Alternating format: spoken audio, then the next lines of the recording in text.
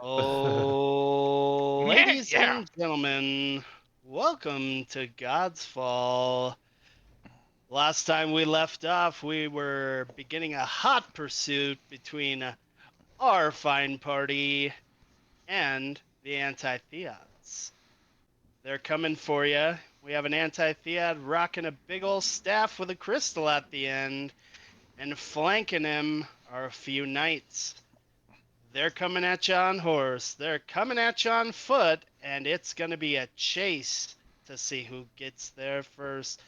You've got a couple of friends to pick up along the way, and it's time to start the battle. But first, let's introduce our crew.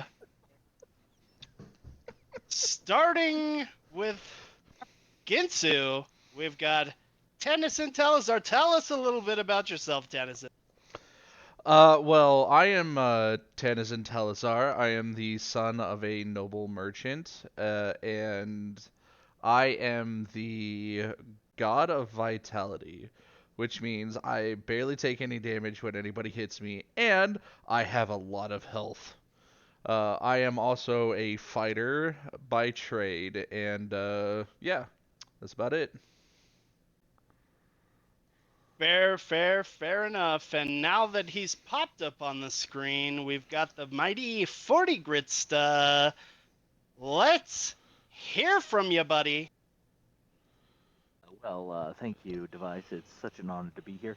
I will be playing Zillowin Fin, a young son of a fisherman who is starting off on a journey to find himself, his destiny, and as the reincarnation of the god of the sea. And I'm a warlock, and superhuman good looks, long blonde hair, very Aquamanish, and I'm just here to see where the path takes me. And the path is taking you into the woods, a very strange place indeed for the god of the sea. Next up, we've got the mighty fine, the mighty sexy, and might I say the square jawed Mr. Jerome. Daddy That's right, Chin himself. Professor Snosh. Hey, Why don't you introduce yourself, sir? it's your favorite celebrity professor, artificer in mechanical engineering, hailing all the way from Galhadir, Mr. Dadbod himself, Professor D. Shvantz. That's D-E-E. That's my name, Professor D. Shvantz. Yeah. God of knowledge, little god with a little g, or is it a little d for deity? In any Who case, knows? we're Not as we're little B. on a mission to lusting after all the knowledge in the universe. Thank you. A Or man all who the women. works a man who works with metal heading into a forest made of iron trees. Isn't that something, folks? Next up, we've got the mighty, the sexy, and the adorable Riku. Riku, why don't you tell us a little bit about yourself and your character? Hi, I'm Mandee Mistvixen. I'm just a little ball of fun and happiness. I'm the god of travel, but there must have been some god of murder in there somewhere because I'm good at that too. Very good at that, by the way. A killer extraordinaire and a smuggler to boot. Ooh, she's talented. Ladies and gentlemen, next up is a Shagger. And Shagger is playing a small man with large heart. Shagger, tell us a little bit about your character. Hi, I'm Daniel D. Duskdip, and I'm a small little wee halfling, red-headed. I just lost my virginity, y'all. I had a great time. I'm broke as shit, though, not gonna lie. That is the only concern I have around here. And I'm the god of beasts, so if I get lice, I can talk to them to go away. Nice. Hell Nice pick. yes. And now, Abs is also not a problem. and now, Round of applause for our little man who just went beast mode.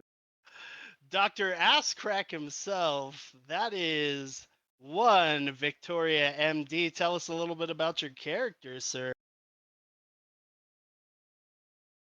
Julian Bashir. I'm sure you've all heard of me before. I happen to be a surgeon, a doctor, medical professional, There professional you are. douchebag, and I'm also the god of death. So there's that. Isn't that appropriate? And now, ladies and gentlemen, that we've I meant to introduced save the life, but I cast take it. and the crew, I am Device. I will be your dungeon master for the evening, and let's Godsfall. Boop boo doo boo. Boop boo doo boo. Okay, now, when last we left, everybody that had taken the underground passage had just gotten out and is running towards the cart. You're relatively close to it. And the cart is pulling away. Why? Because you are being followed by a number of anti-theots. That's right, you have a priest, you've got some knights, and they're not happy that their little crystals are glowing, and they're glowing in your direction. So, why don't we start this off? I know it's unfun to leap directly into combat, or is it? Who knows? You've got to get to the bridge at the opening of town. You're fairly close, couple of streets away. You've got your horse, you've got your cart, well, a couple of horses, you've got your cart, you've got all your crap on there. Everybody's nice and geared out. So, why don't y'all roll me some initiative? Okay. Oh boy. Whoa. 27. Hey, 27, Oh. same. Let's go. Yeah, I got a I got 9 on that 17. one.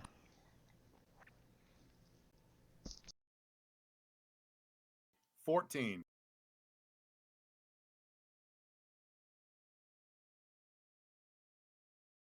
Oh, that was your roll. I thought I had the 27. No, mine is 10 then.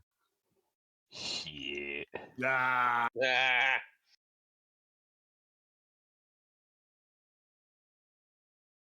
Did you say 7? No, I said 9. It's still pretty pathetic. that's all a lot better, isn't it? I rolled a 6, aight? Damn. That's still Oh, pretty God. pathetic. And so Zillowin. 25.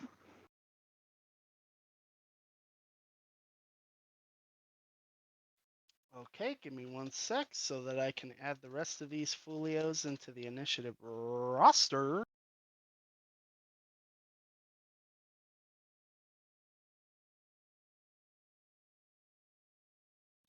Also, just for clarification's sake, there are 3 of them, 1 anti-theot priest and 2 knights. Oh, then we're gonna make quick work of these guys. They're probably like level 20. Well, I'm not. I don't think the horses are level 20 though. That's what I'm thinking about. I'm not that big of an asshole, but they're not level 2. Let's put it that way.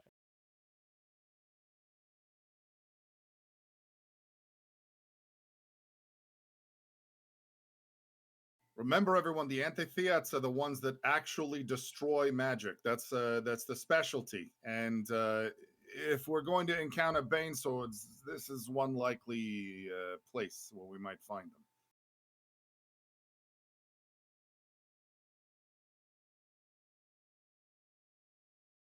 Even you can't stand up to those, Tanizan. Okay, boys, I've got the initiative roster nice and set here. We've got Knight 1, Knight 2, Priest, and the lot of you. Yes, it rhymed. No, that wasn't on purpose. So, let's begin. Mandee, Damn, they it's beat your us? turn first. First of all, who is driving? What is the order? Who is driving? Now, I want to point out Mandee and Zillowin are in the cart to begin with. They were the ones that were riding in the cart. Mandee, I'm actually.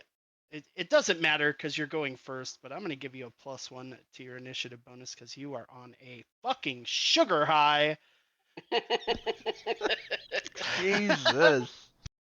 She ate so much candy at the end of last game.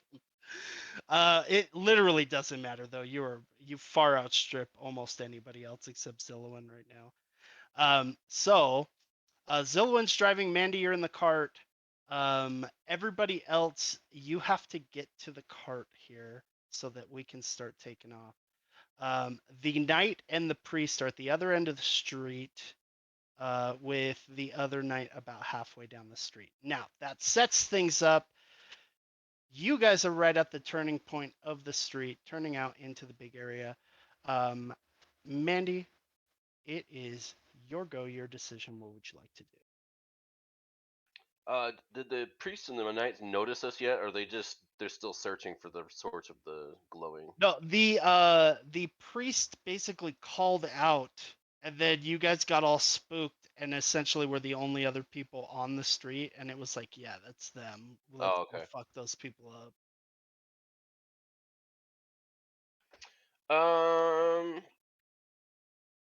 So to more poignantly answer your question, they are all three of them charging in your direction. Both knights on horses, with the second knight's horse leading a small wagon or carriage that has the priest inside of it.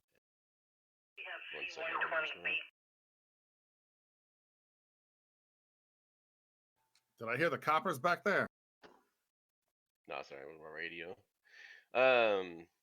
I want to hold an action. I want to, if any of the knights get within like 10 feet of the wagon, I want to, what is it? What is it called? The blink? No, it's not blink. What's the ability called? I think yours is blink. Is it blink?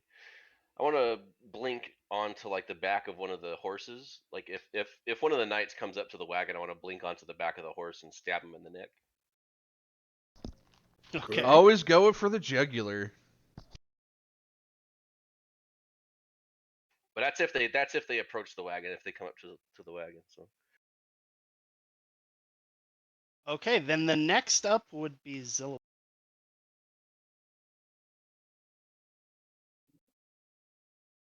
Okay, so I am driving the cart, correct? Correct. You are in control of the cart currently. So if do I require an action to control the cart, or is it just my movement? Just to get it going. And right now you're not doing anything crazy. You're not like jumping over barrels or any stupid shit like that. So I'm not gonna make you do like a handling check or anything silly like that right now. Just my movement. Yeah, so basically, yeah, you can just move. All right, let's do some Eldritch Blast.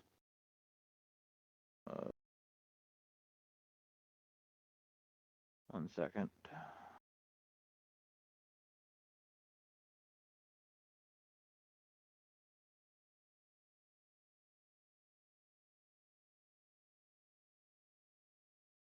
Why is it not?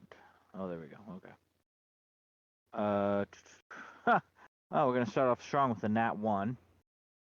I'm gonna go ahead and tell you Damn. that didn't hit, dog.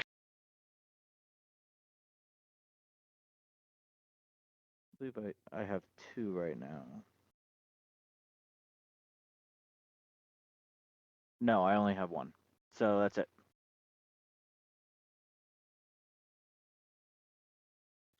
Okay, so you That's actually my have. action. I'm gonna focus on driving the cart. Okay, so you have a couple of things to consider here. The first is where exactly you would like to be going. Now you can turn out into the main street slash thoroughfare, which is a relatively large walk and streetway, and head directly towards the bridge. The second thing that there's also the entire rest of the city. You could go on a wild city goose chase if you really wanted to. Tons of city, plenty of streetways and thoroughfares, and you've wandered quite a bit of it. So at the very least, you're familiar with some of it. Um, The other thing is, right now, at this exact moment, exactly you and Mandee are in the cart and nobody else. So, how would you like to handle the movement of the cart? Now Well, you we don't can. know where the rest of our party is, correct? They're heading towards you from out of an apothecary shop. Right. So they're visual. We see them. Correct. And does everybody know that we're being pursued right now? Yeah, at the end of the last Everyone's game, aware. basically they yelled and they were like, "Hey, fucking, they're Okay. a bunch of dudes over there. Fuck them up." If we have a direct line of sight to the party, then we'll head in that direction.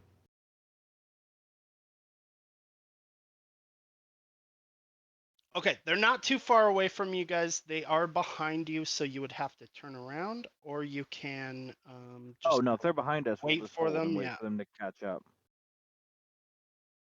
Yeah, you guys were good boys last time, so you're pointing towards the exit, the mouth of this street to exit onto the main thoroughfare.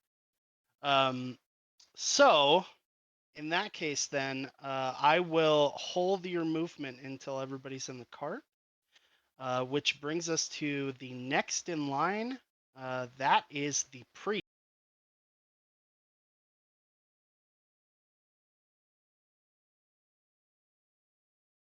That being said, the priest is going to, as far as you guys are aware, he does nothing. But he does seem to be, moving around in the like kind of wagony area, his little horse sidecar or chariot or whatever it is that he's riding in. So they're mounted and with chariots. So both of the knights are on horses. Knight number 1 is on a horse alone. And or I'm sorry, knight number 2 is on a horse alone. Knight number 1 is on a horse, and attached to that horse is a small chariot that the anti-theop priest is riding in. Also, good of you to ask because you're next. What's the distance to the cart, please? From you guys, about 20. 20 feet. Okay. Can I go 20 and then get onto the cart with the last 10? Yes, I will allow it. I will do that.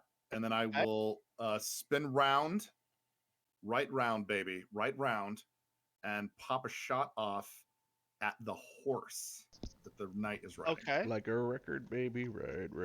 What are you using to pop said shot up? That will be a light crossbow. Okay. Okay. The one with the chariot, you said that's the further guy. But he is Okay. within range of your crossbow, so you're still fine. Does a 12 hit the horse? A 12 does not hit the horse. In That's fact, a miss. a 12 will clink off of the horse's armor. That's a miss. I back up and did we determine with the crossbow I can shoot one shot per round? Isn't that correct? Or do I have to use a You bonus? also have to reload the crossbow. Okay, so will that be a bonus action to reload? I believe it is a standard action. That would mean, I mean, correct me if I'm wrong, that would mean one shot every other round. Are you sure that's right? No, so Is that- crossbows have a loading thing. I don't know exactly where the loading happens, but it's basically just a bonus. Not a bonus, free action on your turn. But you have it is a free you have action, yes. So reloading takes place immediately before firing as a free action, similar to drawing a sword. So you retain a bonus action and your movement. Okay, so that's actually Okay. pretty good. My bonus action, then in that case,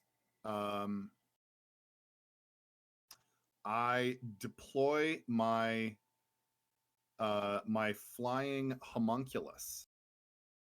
Okay. Which appears to be a perfectly carved dragonfly. And I have a little attack with that thing, if I can just find it. And I'm sorry, what did you roll on the attack one more time? Well, the attack was a. Oh, shit, what did I 12. roll? A 12. Oh yeah, 12 to hit. Okay, yeah, the 12 does miss. Okay, I just wanted to double check. I got stats pulled up and everything.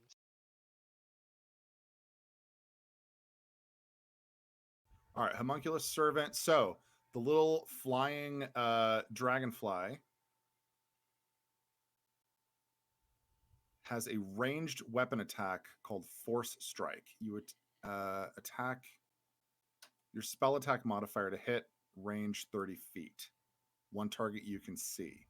Force damage. So my spell attack modifier, what is that?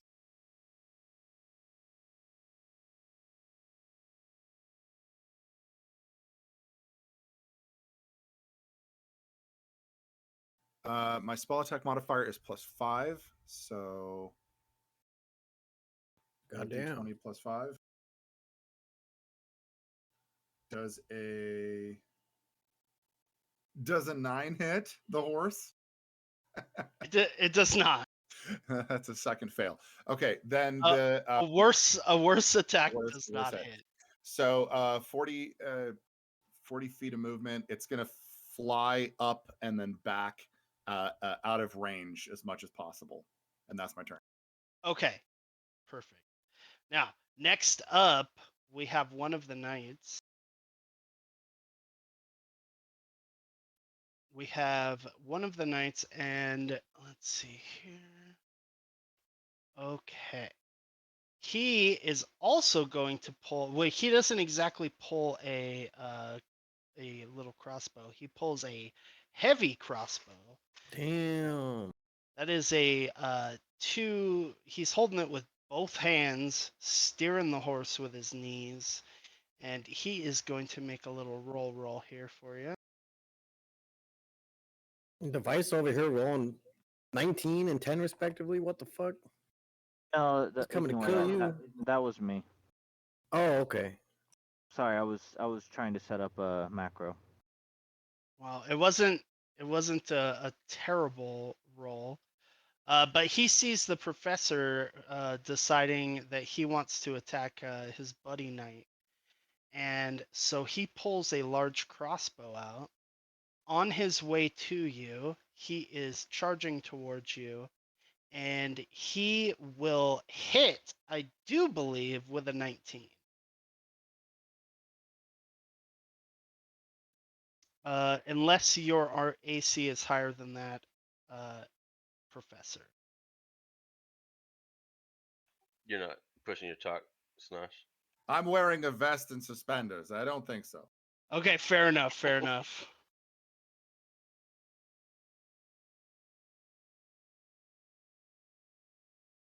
Okay, I apologize in advance. These guys are not meant to be fun to fight. So you're going to take 11 points of damage Ah! as a very pointy and thick crossbow bolt pierces into your gut.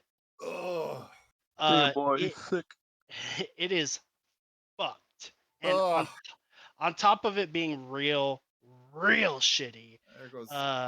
unfortunately, I'm also going to need you to make me a Constitution save. There goes half my health, and that's a 6 for a con save. What do I win? Oh boy. Okay. Death. Okay. So what you win now, at this exact moment, is you win basically the bonus to your, well, actually I'm thinking in 3E terms. Hold on. 3-5 terms.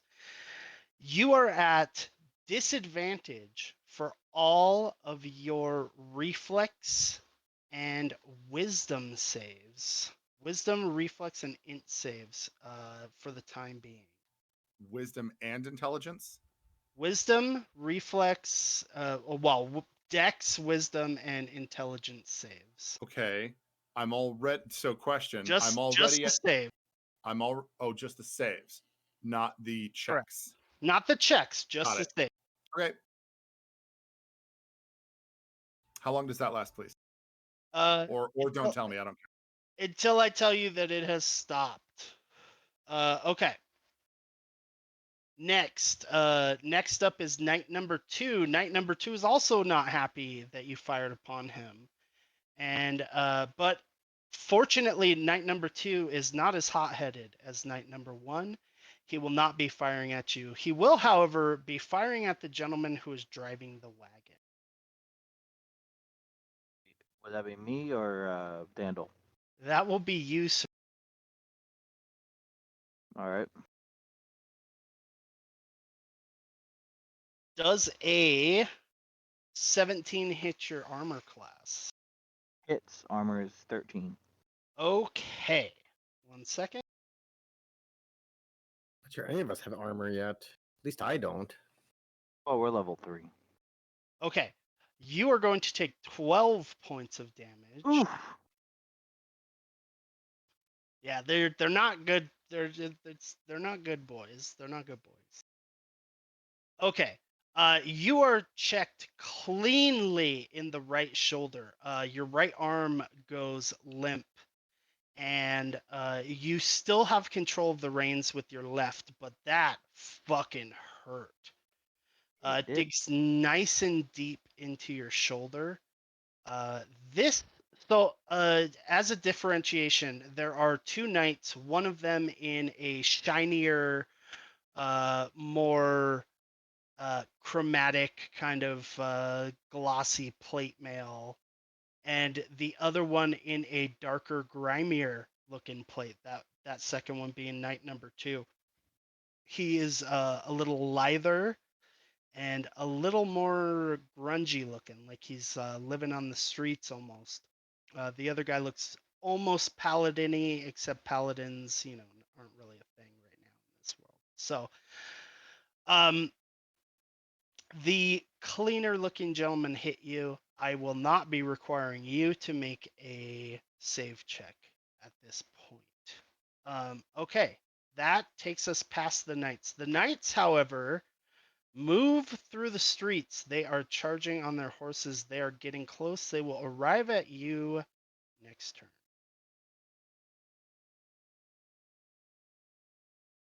Okay, that brings us to the rest of our crew. We have Dandil and Tanizan next. Dandil first, then Tanizan. It is the end of the turn. Nobody comes after you guys. What would you like to do? Wait, what? Did I get skipped? Who the fuck? What was your number? Did Vick get skipped?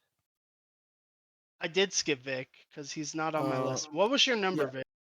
You're not on the It list. was 17. Oh I shit! have it Yeah, up you. on roll 20. Yeah, you went between the priest and Professor Shvantz. So you can go next then, and then Okay. we'll do Dandil and Tanizan. That sounds good.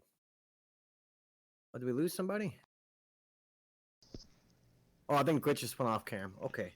Yeah. Jeez. Yeah, my phone's overheating. I gotta put it in the fridge. Oh, I see. How far away are the writers? I almost bought a laptop. So I'm actually gonna say, just because of my fuck up, they're a little closer now, That's fine. and so they are within about 30 feet of you guys now. And you said it was just 2 horses, but one has a carriage on it, or It has like a chariot? little chariot on the back. Yeah. I'm going Basically, to. I'm describing it as a chariot, but just imagine like a wagon for one. I'm gonna try to blind the horse with the wagon. Okay. How that's- are you going to accomplish said blinding? It's a spell. Yeah, blindness / deafness. It's got a 30-foot range. You said they were 30 feet away. Oh, okay. So you're gonna cast a spell. Okay. Yeah. Yeah. Do we have spell perfect. technology yet? I know we're kind of Okay. babies. Now you have all the spells that you have. Okay. You can use them. But it's so Grits, we've established a few spells that he can use already. We've established I think the inflict spells for you can already use. Okay. And I think there was another one that you could use too, like light or something. But for this one, roll your divinity for me. It's not like an extra action or anything. It's just to see if you can connect with your magic. I don't So know. Is that just like a your D20? your divinity is a D20 plus your proficiency modifier plus your stamina modifier.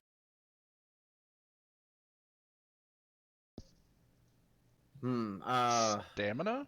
I don't know where to find any of that. Yeah, sorry. I don't Yeah, I think it's believe this is stamina. stamina. Yeah, I can live stream my Constitution. D&D Beyond sheet. Oh, Constitution. That also makes sense. Just a D20 plus con plus what, like int or wisdom? Con plus. I think it's 2. It should be 2 at this point. Just D20 plus 4, basically. Then if my con modifier is 2. Your con modifiers. Oh, I'm looking at mine. Why am I looking at mine? Yeah, I can live stream. Hold on. Well, I clicked on yours, but it went to. Well, maybe I did click on mine. Yeah, 4. Okay.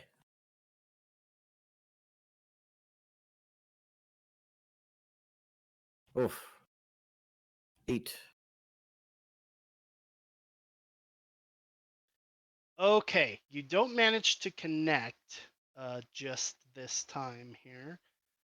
So, in that instance, you cannot cast the spell.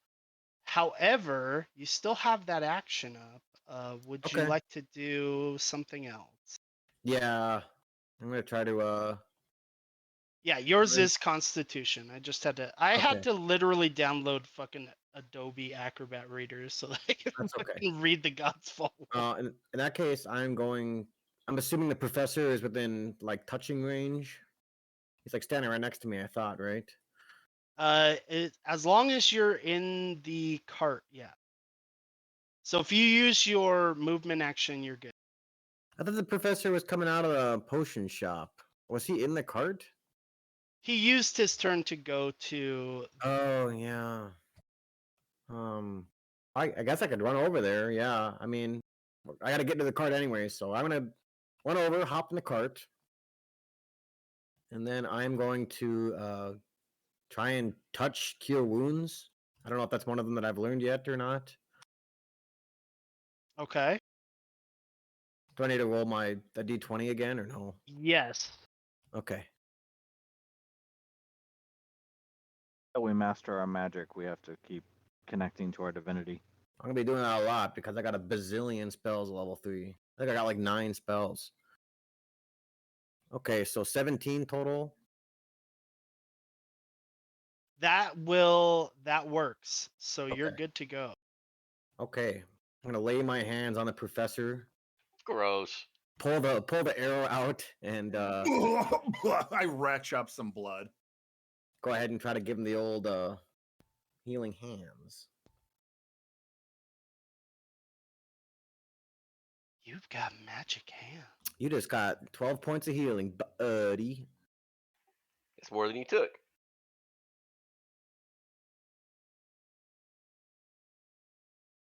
Very good. So you're nice and healed up. That And then I takes got a care of the bonus action. professor's turn.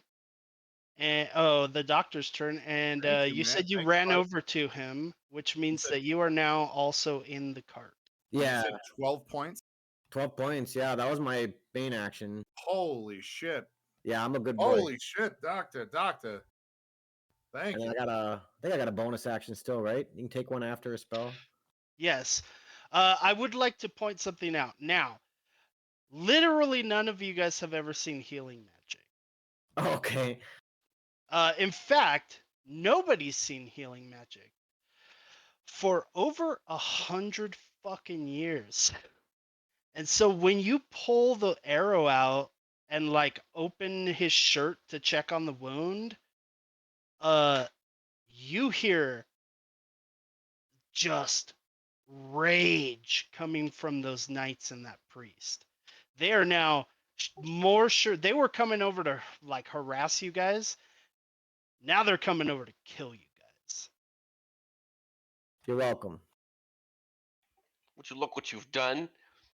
Well, this of course Saved my life. me off. So I'm gonna use my bonus action to attempt to learn spiritual weapon, which I didn't realize the clerics are this OP, but I get a lot of fuck you tools here. Oh yeah, clerics are real dumb. Have you not seen the crap guide to D&D for Clerics are clerics? No, absolutely S tier. S You tier. need to watch it. and It's I fucking haven't hilarious. I haven't played a cleric since 3.5 back in 2006. So, anyways, I'm assuming device want me to roll a d20 to see if I just know a spiritual weapon. Yes, plus your 4. 14. Okay, that Spiritual is good weapon a enough. cantrip? Yeah, I don't. Well, No, spiritual weapon's not a It says cantrip. bonus action. It's a spell It says that's bonus cast as action. bonus action. Okay. Then you cast the Oh, two yeah, spells it's a in second one level turn. spell too. Goddamn. Yeah, so just Oh, you can't cast more keep than one track spell in of a turn. Yeah. your spell slots. It just takes your actions. Yeah, you casted 2 spells that turn. Yeah, one of them to cast 2 spells in one turn. One of them has to be a cantrip with a casting of an action, I think. So you Yeah. can like do Oh, healing okay. word, which is a bonus action, and then use a cantrip. That's one action. Well, Okay, so since he used that didn't the happen. lay I on used hands, the cure second one wounds. can't be spiritual weapon. Is that what you're saying? Yeah, it would have to be Okay. like I think a healing word or something like that is also. No, you can't even use Yeah, I used healing cure word. wounds. Oh, really? Well, okay. Let's just pretend none of that happened. Sorry, my turn's taking so long. I Except still the don't part it know a was a spiritual healing. weapon. Right? Yeah. Yeah, In that the case, part I where don't the think I can do healing happened. anything because I don't think I have any bonus actions. No, I don't. Okay, So that's fine. Then we will move on to Dandil. All right, where is Dandil in all this perspective? He is currently running towards the. Well, you're exiting the apothecary shop, and you see the cart with all of your friends running toward. I see. And the knight and cleric, they are on horseback chasing, as far as I remember. Horses Yeah. are Yes. beasts, Dandil. Horses are beasts. Ooh, ooh. Now, I would like to point a couple of things out. The first being that yes, horses are beasts. This What? that's true. The second being this isn't necessarily a cleric. It is an anti-theot priest. They're different things. All right. Can I run as fast as I can towards the cart and then take a look at their horses and just tell all the horses that like, hey, can you guys stop here for a minute or two while my friends get in the cart? Thank you. Okay. You can do that. Now you can use your movement to get into the cart. Let's So go, Dandil. you start talking to the horses. Now, are you going to use any abilities or anything like that when you talk to the horse, or are you just gonna kind of chat them up? I mean, that's kind of like my like divinity ability, right? Like beasts treat me as a friend, and True. maybe don't like like say, oh yeah, sure, buddy, no problem.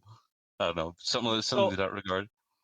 Oh, no so problem. what I recommend, real quick, while we have a sec, it is since it's your turn, go ahead and run over. I sent everybody the world book and everything. Run over to the entry for the God of Beasts. See what abilities are available to you at this second. See if anything catches your eye, and then if As you far as I find know, I have the ability Beastmaster. Beasts in 125 feet treat me as a friend and will follow me. okay, okay. So what I want you to do is I want you. Let me read this real quick.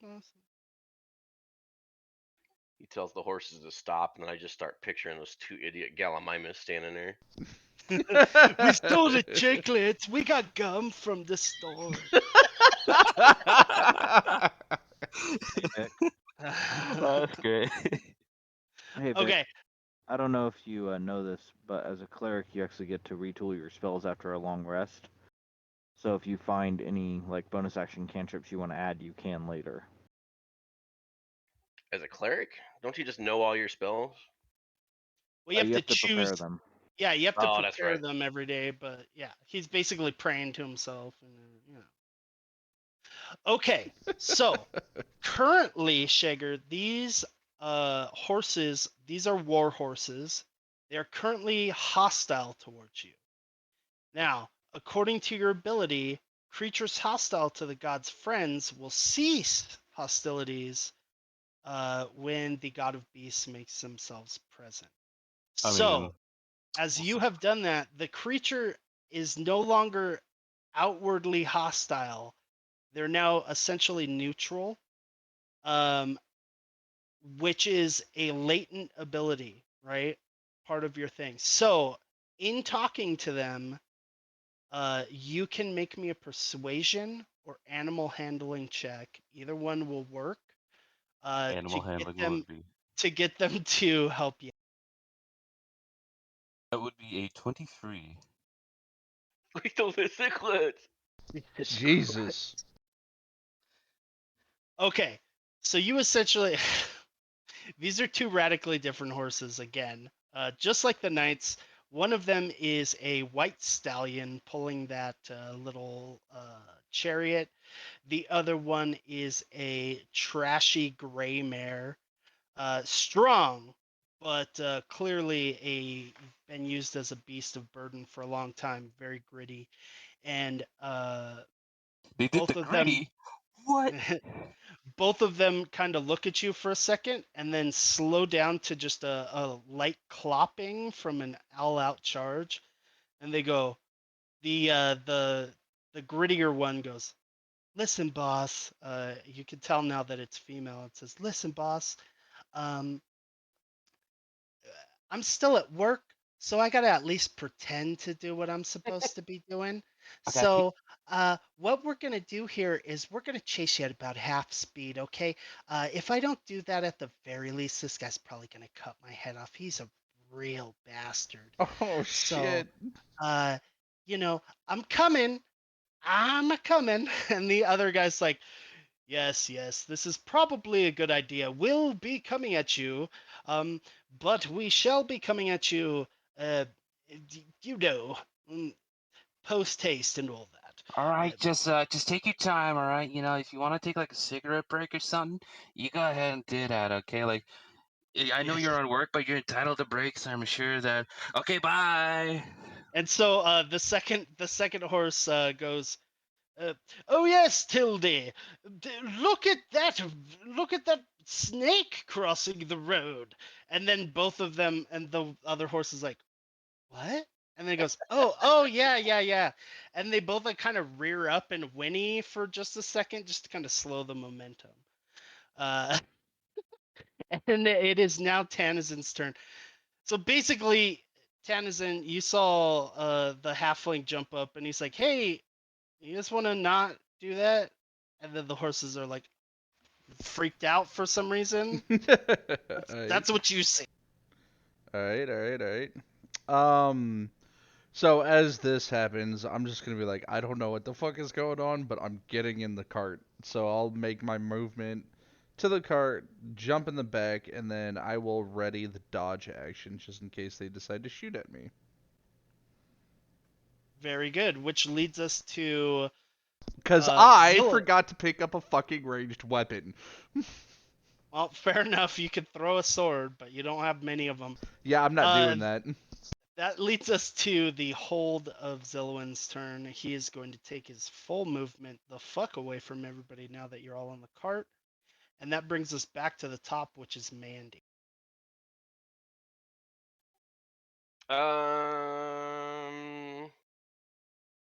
I'm going to let's see how many do I have? 19. I'm gonna throw a dagger at the priest. Okay. That's a ranged. That's a 13. Okay. One sec.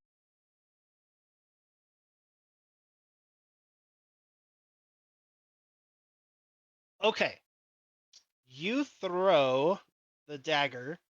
The dagger sails past the knight as his horse whinnies up, and it seems like it's going to strike directly in the throat of the priest. The priest is a not old but kind of middle-aged guy, gray hair, wearing a robe, and as the knife sails towards his throat, his hand reaches up and he grabs it by the hilt. When he does, he sticks it in a sash at his waist, and he shakes his head at you. Damn. What the fuck? Holy shit! Got a Sorry, ninja, bro. These dudes ain't clerics. They're monks. And then with the rest of my turn, I'm gonna give. Is it Tanizan? I just get everyone's names mixed up on this one. I'm gonna give Grits' character a couple pieces of candy since he's hurt. Zillowin. Fucking pop a jawbreaker in his mouth. Does it heal me? Question mark? No, it's No, just candy. It's Oh. delicious. it's a sphere of sugar. Congratulations. But on the bright side, you're probably not going to go into shock now. So that's Here, this will make you feel better. Can you? It's I mean, kind it of kind like of does. it's kind of like eating flash- chocolate when the Dementors are around or have gone. I flash Mandee a million-watt smile. So you now have a hard candy coating a soft ball of honey inside, a little like honeycomb inside of the jawbreaker once you get there. So yeah, it's delicious. It's also your turn. How close are they to us? About 30 feet. The horses are currently rearing up and whinnying. Oh, actually, they're further away from that because now you took your movement. Horses. Move. Horses. 40 feet, I think. Let's see. We're going to go off of the war horses that I have up, and so they're going to move 60 feet. But they are pulling a cart, so we're going to drop that down a little bit. We're going to drop that to 50. So 50 feet, 30 feet, so that's 80 feet away. Okay, so too far for that then.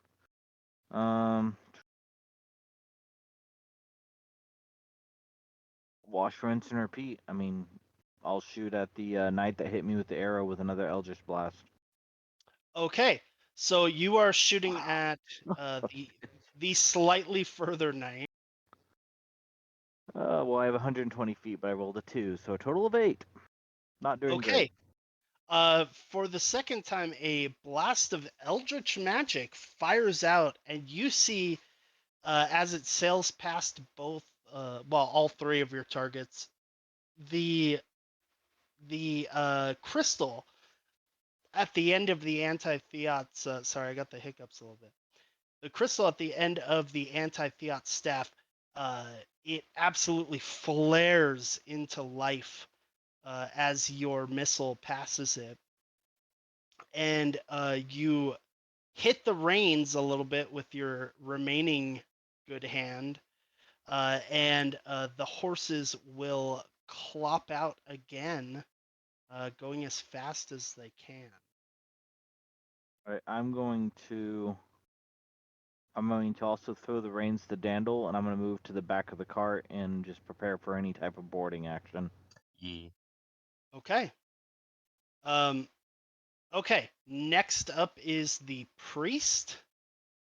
The priest he is going to literally jump over the knight and onto the saddle in front of the knight.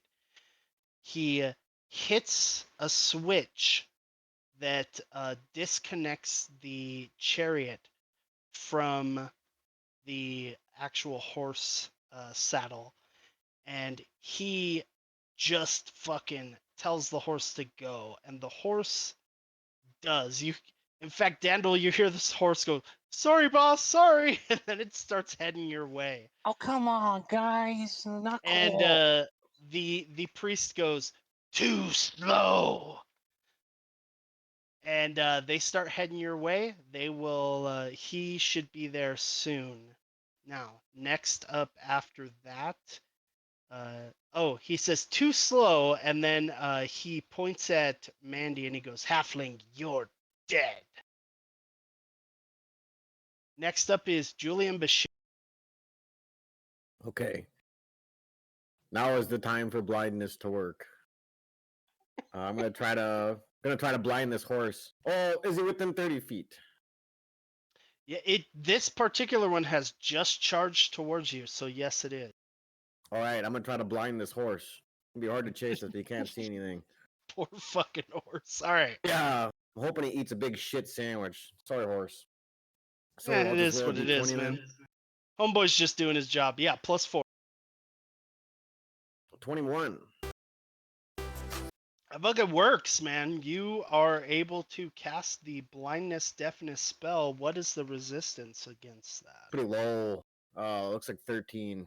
I'm assuming horses have high con too, but we'll see. Okay. Okay. Let's see. Okay.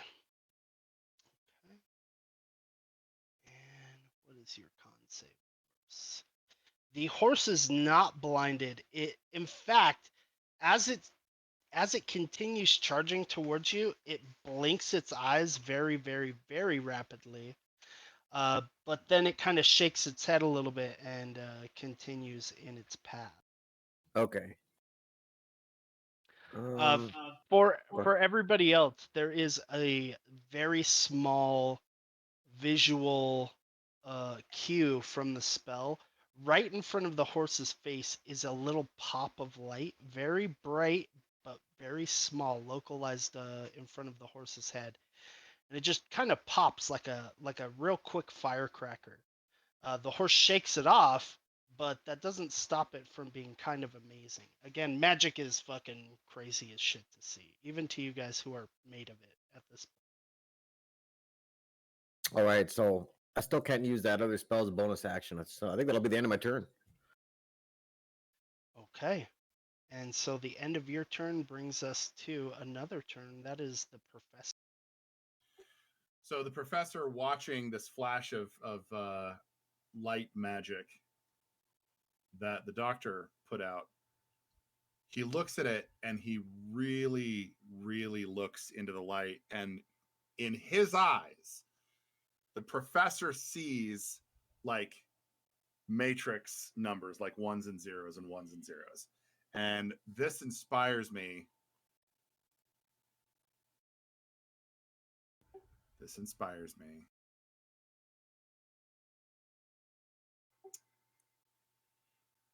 What can I cast? Fuck, I don't have anything. I can't. I'm inspired. About what?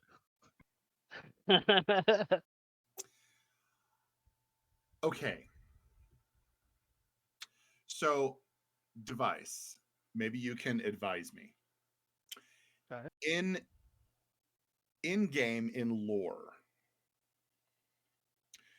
I have sort of made the self-imposed rule that the level 1 spells which I have access to, I thus far, at least during Turtle Fest and after, I was only able to channel those spells because I had spent time crafting these minis that the Correct. professor deploys. You know what I'm talking about? Yeah. Okay.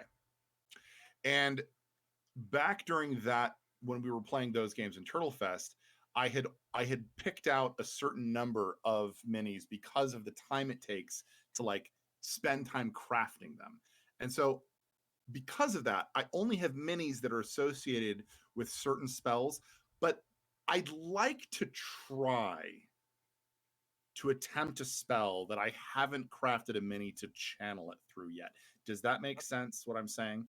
That's fine. You're just gonna have to do the same thing Okay. that Vic did. So Okay. you're gonna roll d20 plus 2 plus your intelligence modifier.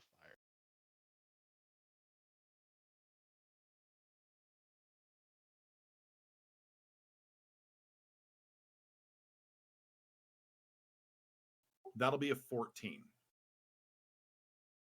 And you said it's a level 1 spell? It is a level 1 spell. Okay, that is enough. So you are able to Okay. cast the spell. Okay.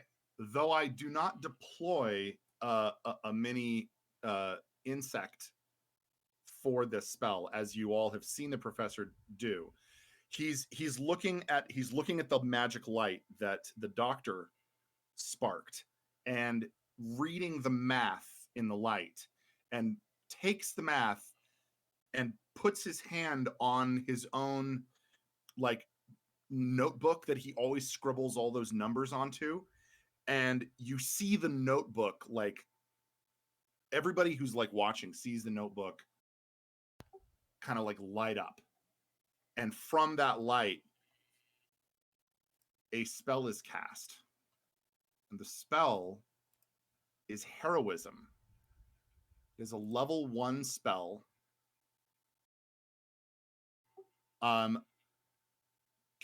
Before I choose a target for the spell, who is not yet on the cart, please? Everybody's on the cart. Everyone's on the cart. Okay. Everyone's on the cart and they're in pursuit of us. Is that correct? Yeah. Okay. I'm going to cast heroism because right now I'm inspired. I'm going to cast heroism on the doctor because that's where the source of inspiration came from. Okay. I was gonna pull that bullet out your chest. I don't know if this is tactically a good choice, but it feels right for the moment. Heroism is a one. So Vic, for your knowledge, heroism is a 1 minute spell. Oh damn! That I have to concentrate on. A willing creature that you touch. So the doctor reaches out while holding his notebook. The professor reaches out and touches the doctor on the shoulder. So little you touch me, I touch you, if you know what I'm saying. Yeah, we're touching. Willing creature you touch is imbued with bravery. Until the spell ends, the creature is immune to being frightened and gains temporary hit points equal to my spellcasting ability modifier at the start of each of its turns. Oh, so tight. Vic, you get 5 temporary hit points right now and at the start of every one of your turns. They don't stack, to be clear. You just get 5. You get to max it at 5. Oh, you get tight. to take away from those before you start losing life. Does that make sense? Yeah, it's like having the Protoss in StarCraft, like the shield armor, basically. So you've got some respawning temporary hit points every turn as of right now for 1 minute. Seek. And that it's tanking time. Is what the professor did. His bonus action, however, will be used for another attempted attack. This time, my homunculus dragonfly is going to target the priest, which is still mounted, yes? Correct. It's now in front of the other knight on its horse.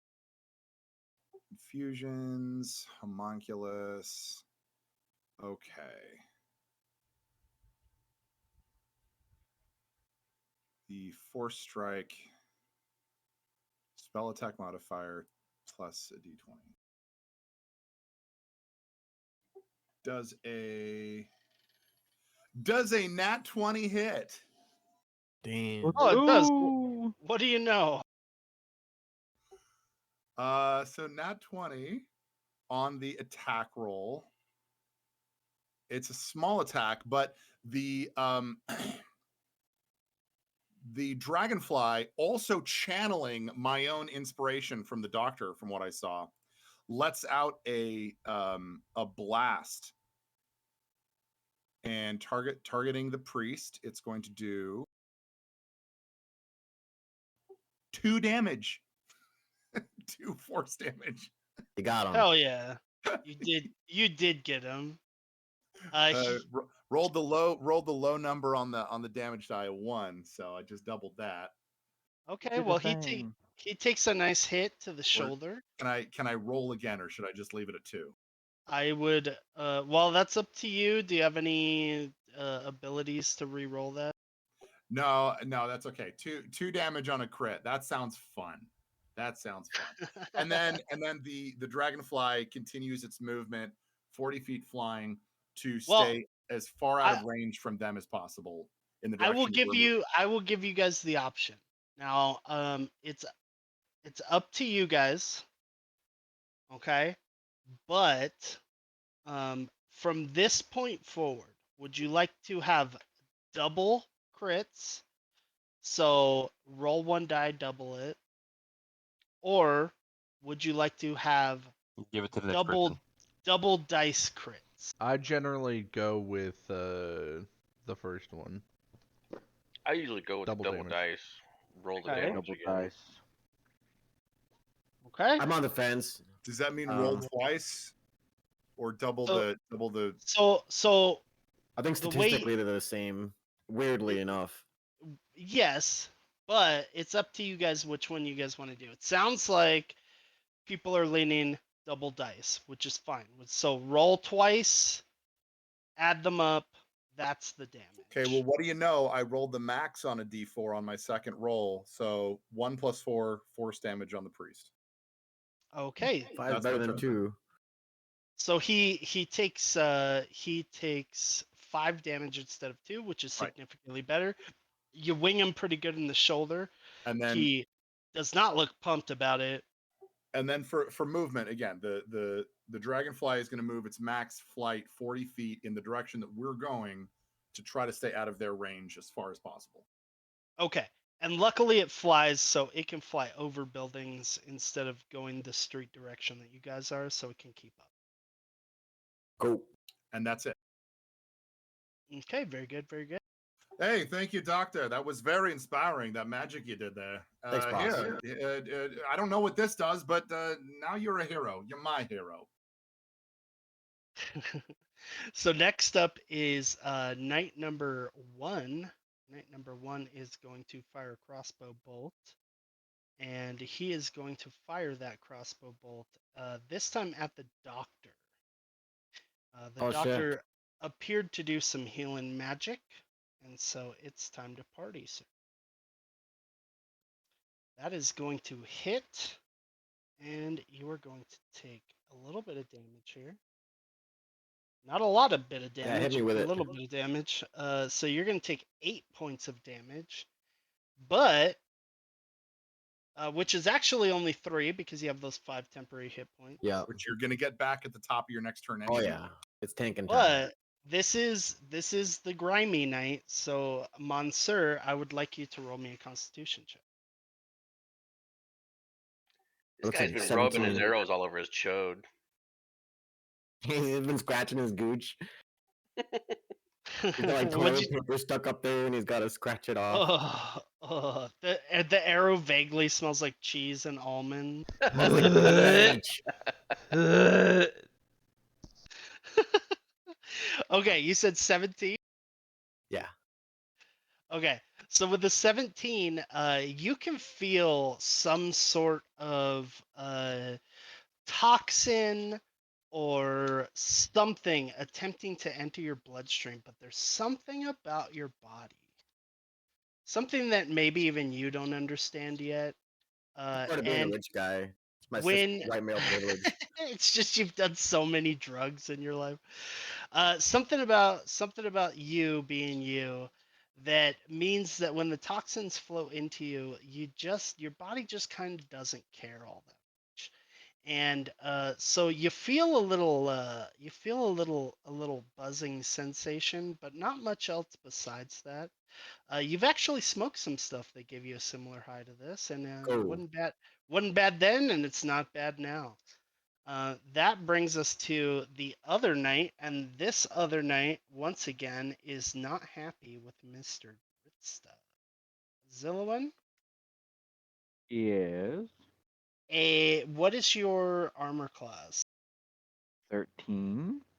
13 means that a crossbow bolt will zoom directly past your head. In fact, have you ever seen where people get those little designs shaved in the side of their head? You know what I'm saying? Yes. Steps. just on the right-hand side of your head, above your ear, there will be a clean-shaven line as the crossbow bolt just narrowly misses hitting you. And so now you have a nice little accent mark there in your hair. My hand With goes up to the side of my head, and I just kind of like almost have like a traumatic moment. it comes away with some golden hair attached to it that was just left there by a razor sharp blade. Next up is one Dandil D. Duskdip. Yar. All right, everybody's on the cart, right? Correct. Yeah. One horse is charging towards you. The other one is kind of left behind in the dust, and it's like, yeah, the snake though. All right, screw this. And I'm gonna take out my bow, and I'm gonna shoot the priest, hunter, dude, whatever, on the horse with it. Okay. I can imagine a 9 does not hit him. It does not hit him. Am I Shit. gonna catch this one too? Yeah, thematically, I'm not even gonna roll it for him. We're gonna say that instead of it sailing past him, he just grabs it. But instead of pocketing this one like he did the other one, he just kind of grabs it out of the air and drops it. He goes, "No." He just says no and No. drops it. No. Like, Uh, and I think the worst part about the whole thing is that it's not like in Mandee's case, it was definitely gonna pierce his throat. In your case, it was gonna sail by him anyway, but he just grabs it to make a point. He grabbed it to be a douche nozzle. Man.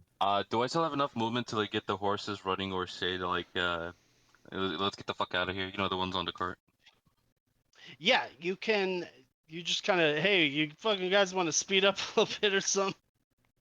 Hey, can you guys like move it a little bit? We're kind of being chased here, please. Thank you. Middle of a town here, boss, but we'll do our best. You want me to roll anything for that? No, these are your guys' horses. You're familiar with them at this point. Uh, but that brings us over to one Tanizan Talizar. Out of all the provisions that we got from the God King, You would ain't taking we? my candy. I don't want your candy. Would we have picked up like You can't have his bag of bayonets either. a like a couple of bows and some arrows or okay. There are a couple of bows and arrows as requisitioned by one Dandil D. Duskip. Okay, I'm gonna go ahead and pick one of those up. Short, long, you decide. Oh, well, it was a halfling that picked them out, so short. Okay. Oh, wait a second. I have a fucking crossbow. It's just not on my fucking character. It wasn't equipped. Tanizan, you stupid idiot. So I'm gonna go ahead and equip that now, and I'm going to point and take a shot at the closest priest motherfucker. Okay.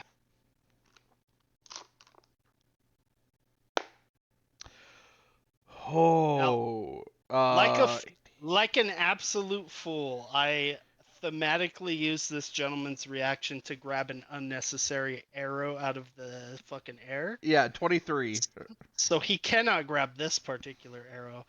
23 is going to hit the anti-Fiat priest. Roll your damage. Ooh, I got max damage, so He's still reeling so from the 11 blast points of from my damage. homunculus.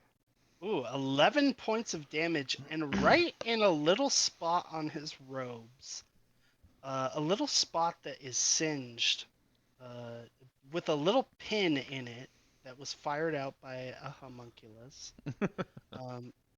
The pin, almost Robin Hood-esque, is hit by the quarrel of a crossbow, and it hits that spot, and you see his right hand go limp. There is a fair amount of blood trailing behind the horse as it runs now. And that brings us back to the top of the round. And that is when Mandee missed Vixen. I'm just gonna hold my action again. If he catches up, I'm gonna transport over and slash him in the neck. Very good. Very good. And Zillowin.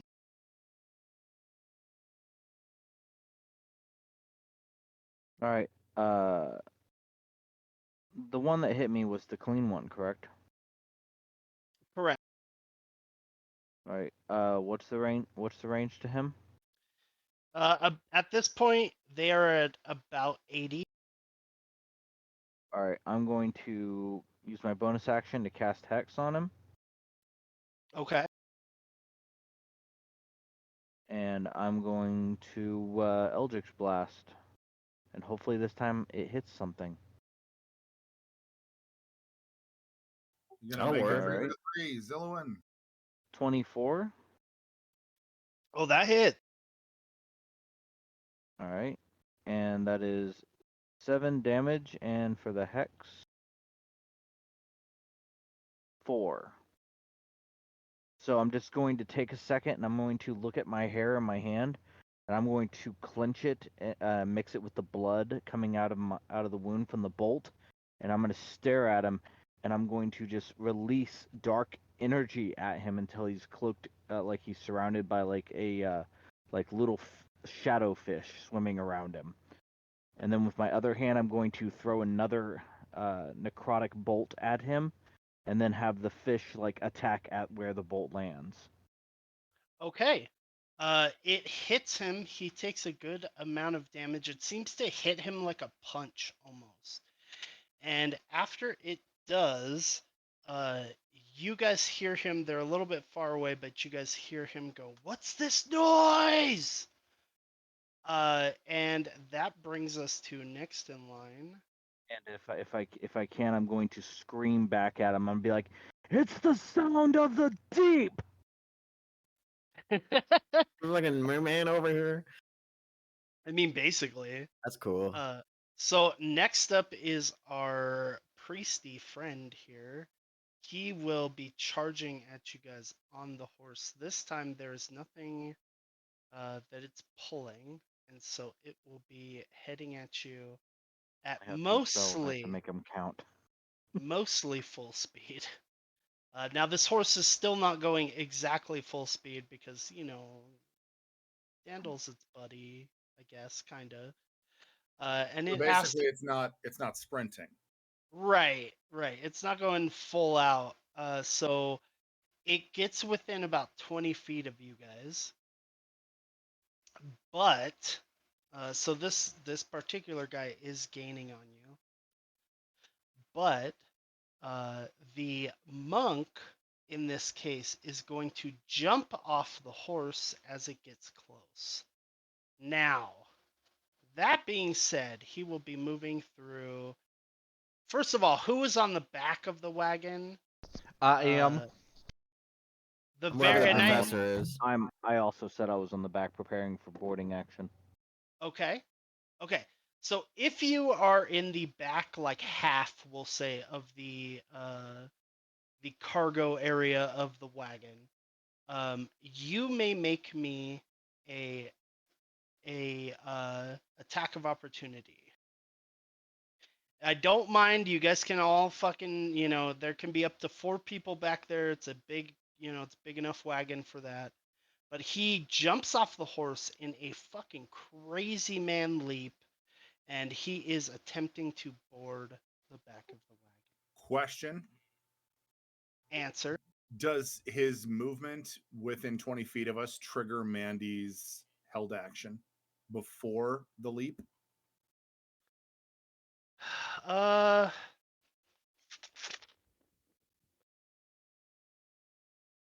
not. I mean, not before necessarily, but during the leap, and I won't impose penalties for her doing her jam. Cool, cool. Did he miss the wagon? Like, why are we getting an attack of opportunity? Because he's moving through threat rapidly and in a way that he does not have the ability to stop. Oh, he's trying to move past us. He's jumping into the cart, I think. Correct. He's jumping into the middle of the cart, which which is why the people in the back are getting the attack of opportunity. I'm gonna try to hit him out of Alright. the air like a baseball. with my So big am old I. Warhammer. But I'm gonna try to Okay. slice him. So, who all is in the very back? Like I said, there can be 4 people. We have 2 taken up already. Tanizan.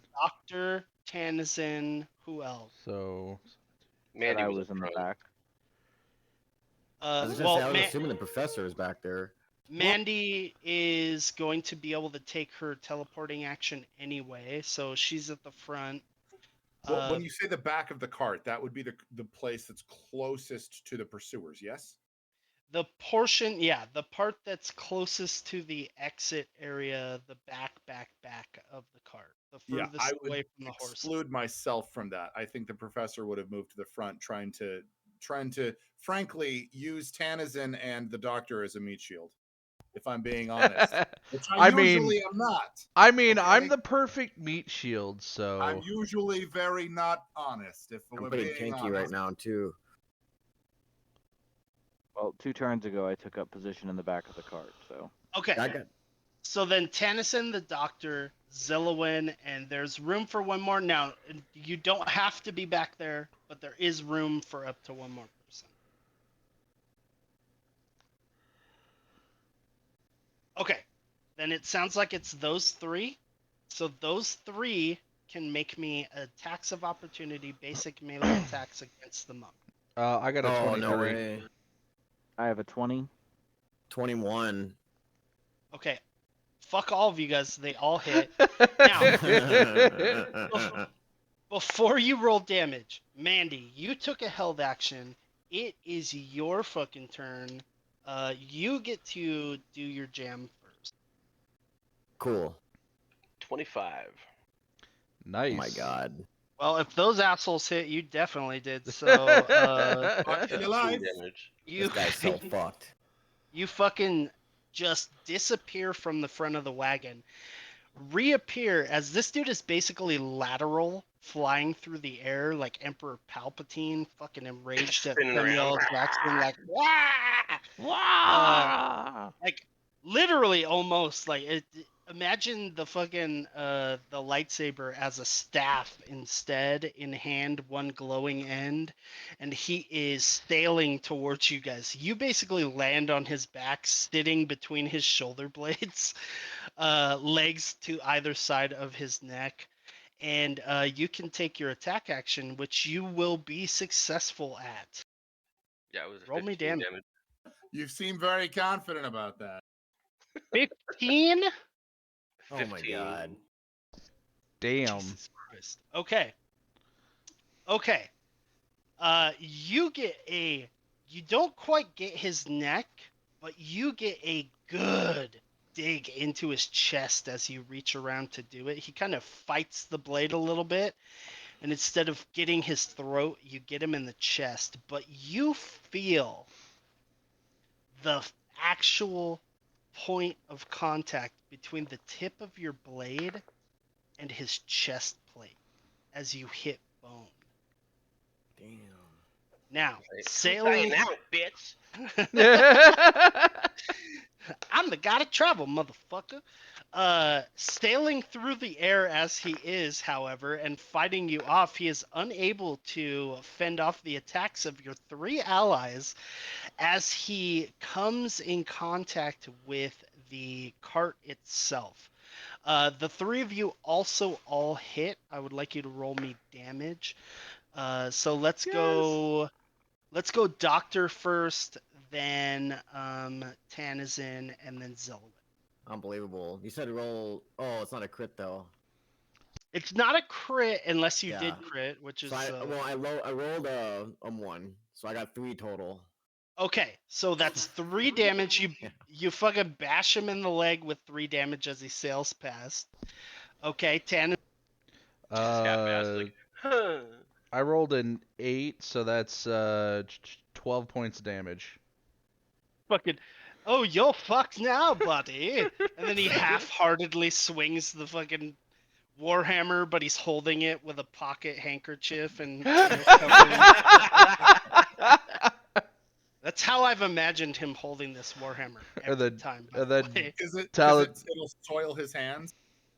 Oh, Yeah. I don't want to touch this grip that these rapscallions had on it. Better That's hold true. it with something. I did get it from some hobos, right? Just the grimy. Yeah, those fucking turtle thieves. That we Oh, killed for like no dude. reason. You were roboting there for a second. That's all right. He bounced back. Yeah. Okay, what'd you get? You said 8 leads to 12. Yep. Okay, and then 12.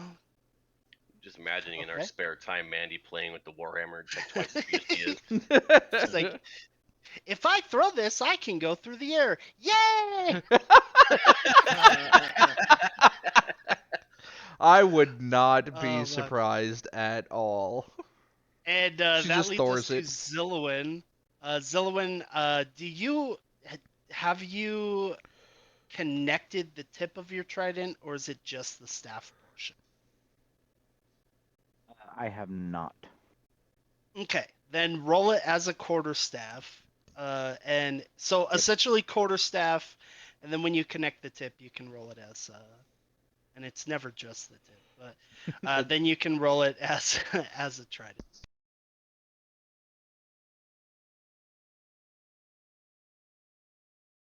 Seven. Shit. Okay, 1 sec.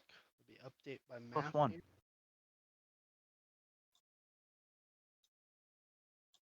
God, I hate not having a 10 key. This is the worst. I know, I don't have one on my laptop. It pisses me off. You don't have a 10 key? It's that little number pad off to the right of your keyboard. Since when is there a 10 key? There's always a 10 key. Well, there's usually Oh a 10 Lord. key. There's a 0. No. God damn it. 10 key is the fucking Just buttons that are drawing. set up like your Don't phone, feel you the fucker. troll. Okay. This guy looks not pumped to be in the middle of all you assholes. He's in the wasp nest now. Yeah, he's a little not looking great right now. However, it is Dr. Bashir's turn proper. wow. Doctor? Well, I think it's time we end this. I want to learn a new spell, so I'm gonna go for the old inflict wounds. Okay.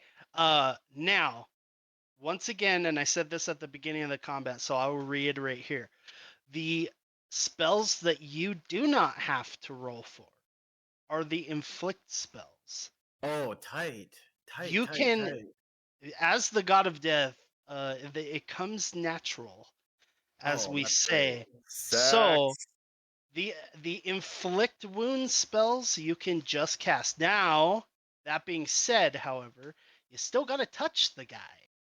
Well, he is completely surrounded in a tiny wagon. That is It's true. It's like touching a greasy hobo in a barrel, you know. Now, He's got the handkerchief to touch him. the handkerchief gets all black, and he's like, "I'll buy a new one." Now, I decided something as he was sailing through the air. You guys all hit him in different places. I rolled for those places. You hit him not the hardest, Julian, but Right. you did the best on the roll for where to hit him. You hit him right in the tip. Well, you didn't hit him in the tip, but you did hit him in the back of the knee, which means that when he landed crouched. So, my friend, as you roll to touch him, you will have advantage on this roll. What does that mean? Just 2 rolls? 2 Roll rolls the take d20 the best. twice, yeah. No, I mean, not to mention he's basically surrounded on all sides. So he is flanked. I rolled a 20 and then a natural 20, respectively. So 20 and 25. Oh, fucking okay. So you 100% hit him. Now roll your inflict spell. And that's gonna be the crit. I gotta look something up about that. Hold on one second. Yeah, it should still be damage even on a spell, or should still be critical damage even on a spell. So Oh, he yeah. should.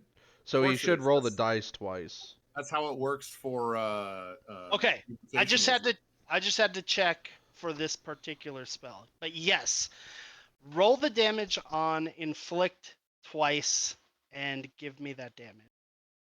So I rolled the damage on the left side, the D&D Beyond, and then I rolled it on the whatever that is, Roll20 or whatever, the app.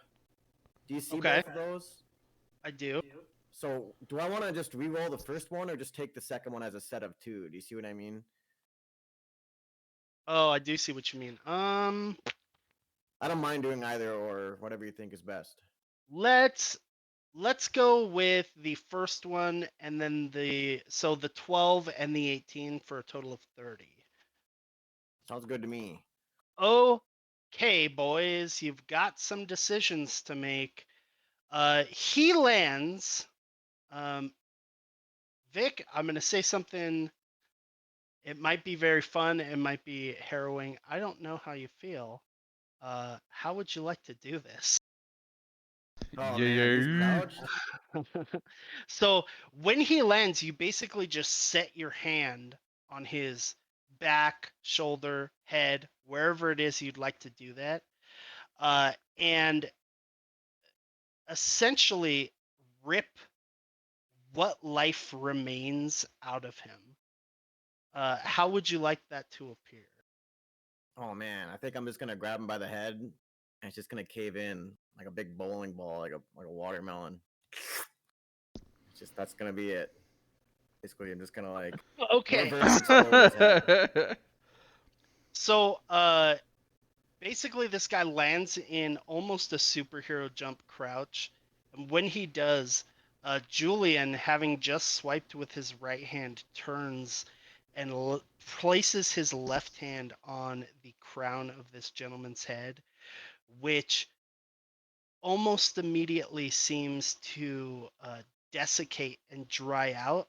And then, if that wasn't bad enough, as just his head mummifies, and you can tell that he is very dead.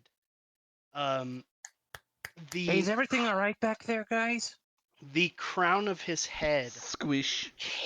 caves in as you can, Julian.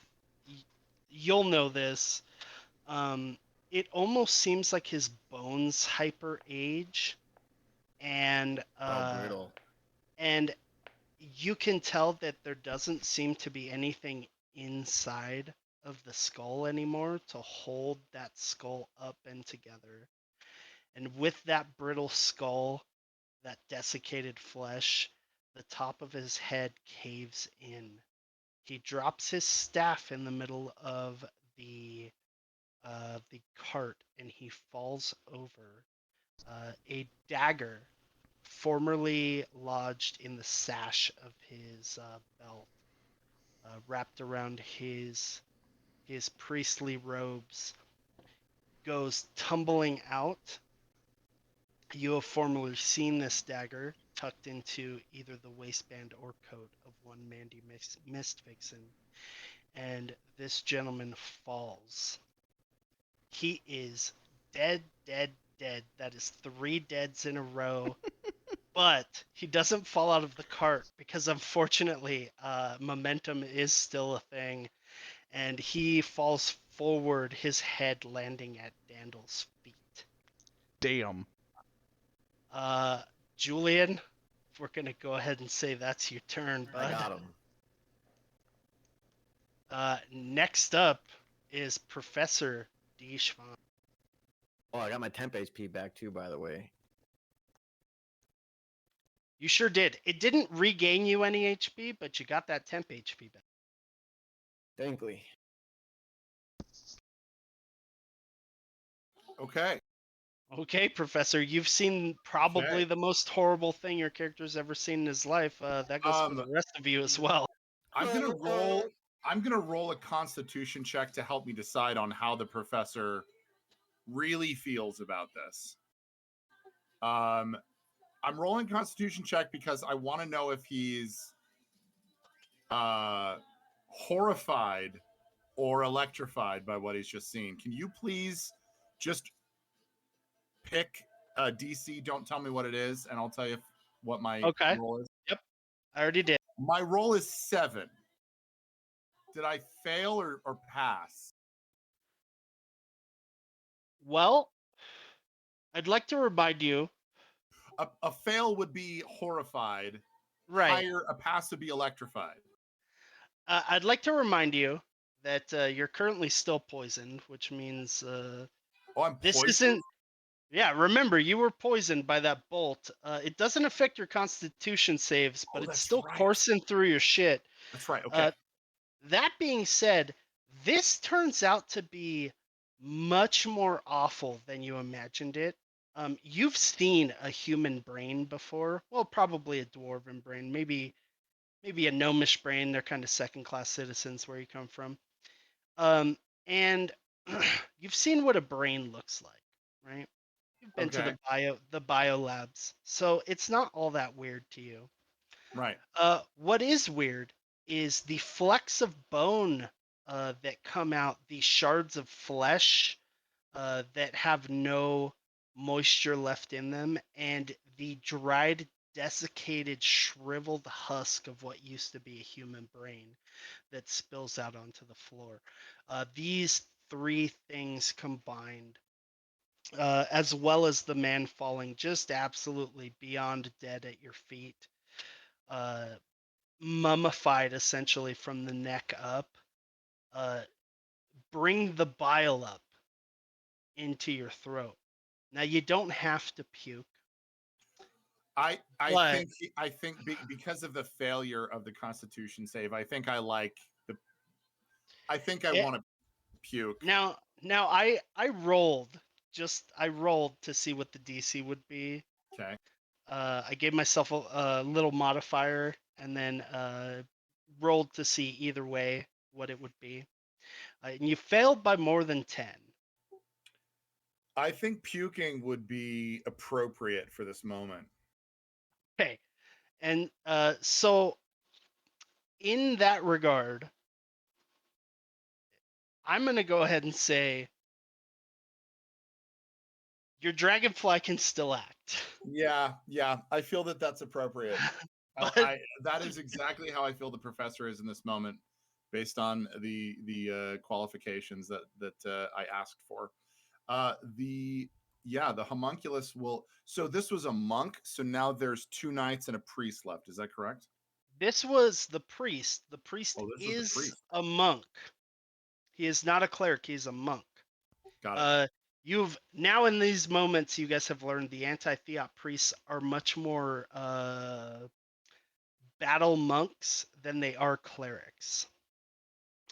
So you have killed this man. Also, I want you guys to know he had 97 health, and you absolutely demolished him. Oh my God. Jesus. Oh, damn. Yeah, this guy was meant to chase you to the ends of the earth. Like this is things have changed, boys. Oh fuck. This guy was meant to be a fucking recurring problem, and he is super duper dead now. So there's that. I jumped on the wagon. Oh, what a dumbass. While the professor 100%. while the professor is puking over the side of the traveling vehicle, his homunculus will target the next closest pursuer. Okay, in this case, we're just gonna call them the Black Knight and the White Knight from now on. That just makes it a little bit easier.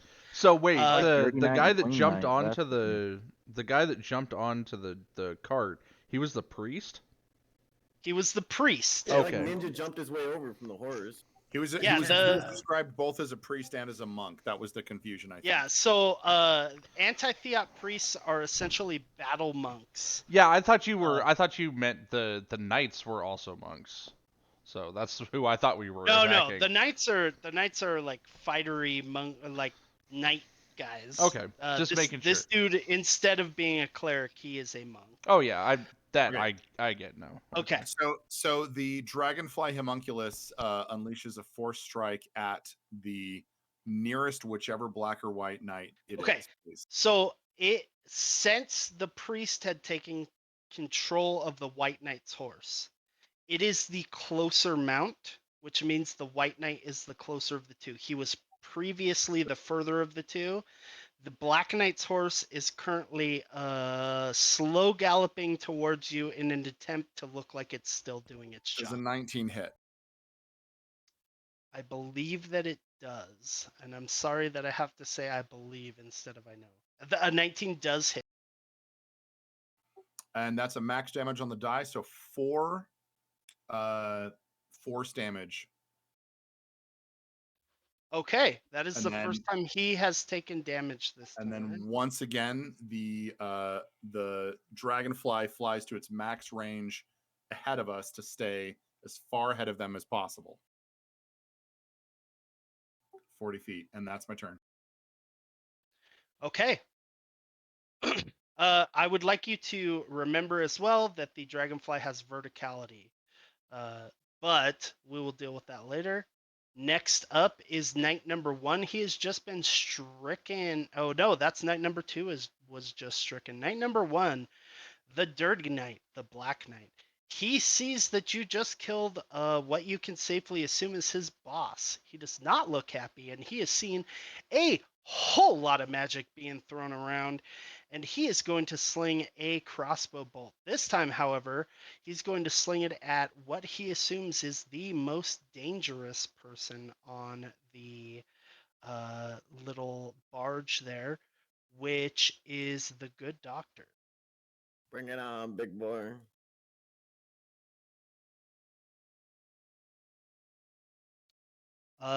Does a 16 hit you? Yes. Okay. Then, if a 16 hits you, that means he will be dealing. Holy fuck, Bean. Sorry, bud. He is going to be dealing 14 points of damage to you, and I'm going to need a Constitution saving throw. 21. 21 saves. Once again, the poison cannot compete with the body of the god of death. Speaking of poison, I just realized something because I'm looking through the God of Vitality right now. Level 4, I can't get drunk. That's a shame. Welcome to being Captain America, my dude. No shit! It really sucks. Okay. He misses. Well, he hits. He does 14 points of damage. That sucks. I But tanked it. luckily, you only take 9 of it. And that leads us to one monster knight, number 2, the White Knight himself. And he will also be firing a crossbow. Unfortunately, this guy's horse has already moved its movement this turn. Can't be pushed any further. So, that's unhealthy and unfun for me. But it's good for you guys. He rolls a 1. He lifts his crossbow and he pulls the bolt into it. You can see the absolute fury on his face as he just watched. You can assume not just his boss, but probably his friend, somebody who he's protected for a long time. Not only die, but die in easily the most horrific way that he's ever seen. Well, he's gonna be joining him soon. That any of you have ever seen. And he pulls this bolt back. He places the action on the crossbow. And he lifts, but he pulled back too far. And when he goes to pull the trigger, you hear the snap of the string of his crossbow. Yeah. He is now without a ranged weapon, or at least one that he can use for some time. As if he plans to fire on you again, he will have to restring this. And I should mention again, heavy crossbow. It's a motherfucker to restring those bastards. Mm-hmm. He seems defeated to some degree. He seems defeated. He seems not pumped to be here, but he has a job to do. And so he casts his crossbow to the side, scattering and clanking across the cobblestones of the street as he does so. He draws a longsword. He points it at you, and he clicks his heels on the flanks of the horse. Next turn, you can assure yourselves it will be on. However, that turn is not this turn. And this turn belongs to Dandil. Yeah. So I'm just gonna look back at the side of the cart and try to shoot another longbow arrow at them. Okay. It will be a 19 to hit. 19 will hit. 18 is their AC. I would like to, just so you guys are aware, 18 is their AC. They are regular dudes in plate mail. I'm using the basic knight stat block currently. He will take 11 points of damage, and I want him to make me a let's see, a strength saving throw. Oh, very good, very good. Let's see. That will be, he has no bonuses to strength saving throws, except the basics here. So that is a 21. Shit, he succeeds. That's my bad, dog. It's all good. Okay, action surge. Okay, another arrow loosened at him with a shit. 13 does not hit. Fuck. Okay, no, that's gonna be my turn. Okay, but you do clip him pretty good. Tanizan, it is now your turn. Is this guy's horse close enough for me to swing at him with my sword? No. Okay, damn. All right, I am going to shoot at him with my longbow then, or my crossbow. Okay. Short bow. Unless you decided to use your crossbow. No, I'm using my crossbow Okay. because I had it on me. I just forgot.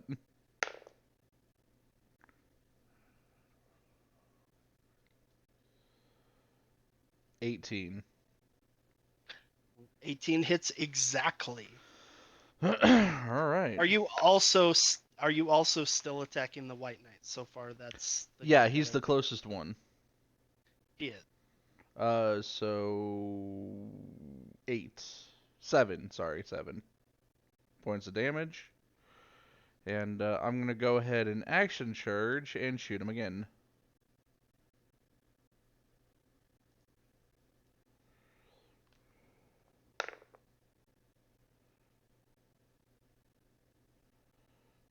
Much higher this time.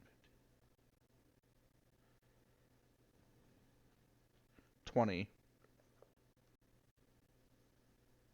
That hit. 6 points of damage. Okay. His shiny chromatic armor, his chromed out fucking White Knight cool guy armor, is currently leaking with what you can only assume is blood. And he does not look the healthiest, with a couple of crossbow bolts, like a needle in him, and a fucking a big ass fucking longbow bolt, like just fucking all up in him. He's not in a good way, boys. Uh, that's gonna bring us back up to the top of the round, which is Mandee, who's currently sitting on the desiccated corpse of the priest as you Of course she is. sailed down with him riding on his shoulders. Mandy's just like, tell you what, when you say you're gonna kill me, I'm gonna fucking rip your heart out, you little bastard. I'll tell you what. Meanwhile, she's grabbing up the dagger and she's gonna do she's gonna jump out the back of the wagon like a flying squirrel, just like full on out, just arms flailed, and she's gonna be screeching and Oh she's my gonna god. teleport to Motherfucker! the back of the white horse. Okay. and then attack the guy. Okay. Get him, Mandee. You Get crazy him! little pirate. That's a 25 again. All right, Quit. I Yeah, have that to hit the fuck out of 14 damage. I have to say Mandee is my favorite character. I want to hear from Okay. from some of our audience who their favorite characters are. I would can pick love just to one. hear that too. Yeah. Because your characters are all very quirky and unique in their own ways. Mandee, you We have deal an audience? 14 points of damage. I'm sure there are some people. There's probably 3 people that watch our shit. I'm sure. Mandee, you deal a goodly amount of damage to this gentleman, and Gentleman, is he? A gentleman. he's a white knight. He's all right. What I does it mean, make the other guy? Except when it his comes to piece of magic, then he's a shit. fuckhead. Well, then I'd say that's their religion, but they don't have that where they come from. These are basically atheists if they were real. Science, damn it! Atheists are good. This is atheists if that wasn't just a myth, you know. We're a good people. Don't dehumanize my people. Okay. You hit him real good. Real good. You don't kill the gentleman. Oh, I still got However, the dagger attack too. he does collapse. And when he does so, he will be falling out of the saddle of this horse.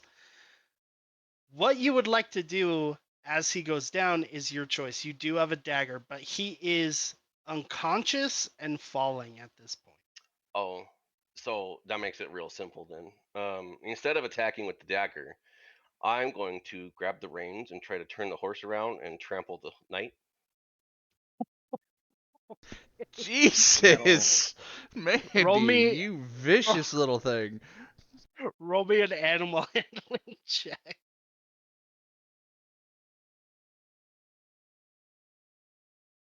$16. Okay, as far as you're aware, this guy's dead. What you see is the chest plate of his full plate. Well, plate, I guess.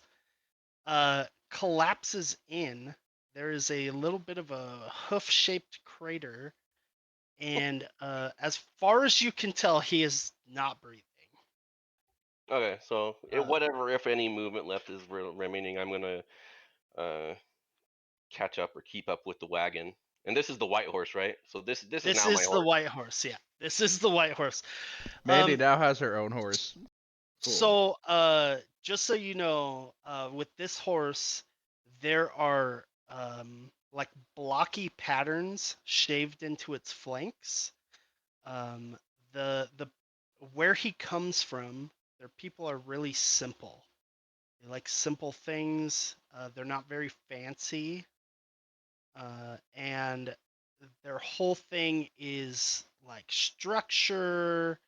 Like Kadar is all about structure, about simplicity. Their houses look like my fucking house in Ark. They're just, big cubes basically. There's no fancy arches and shit.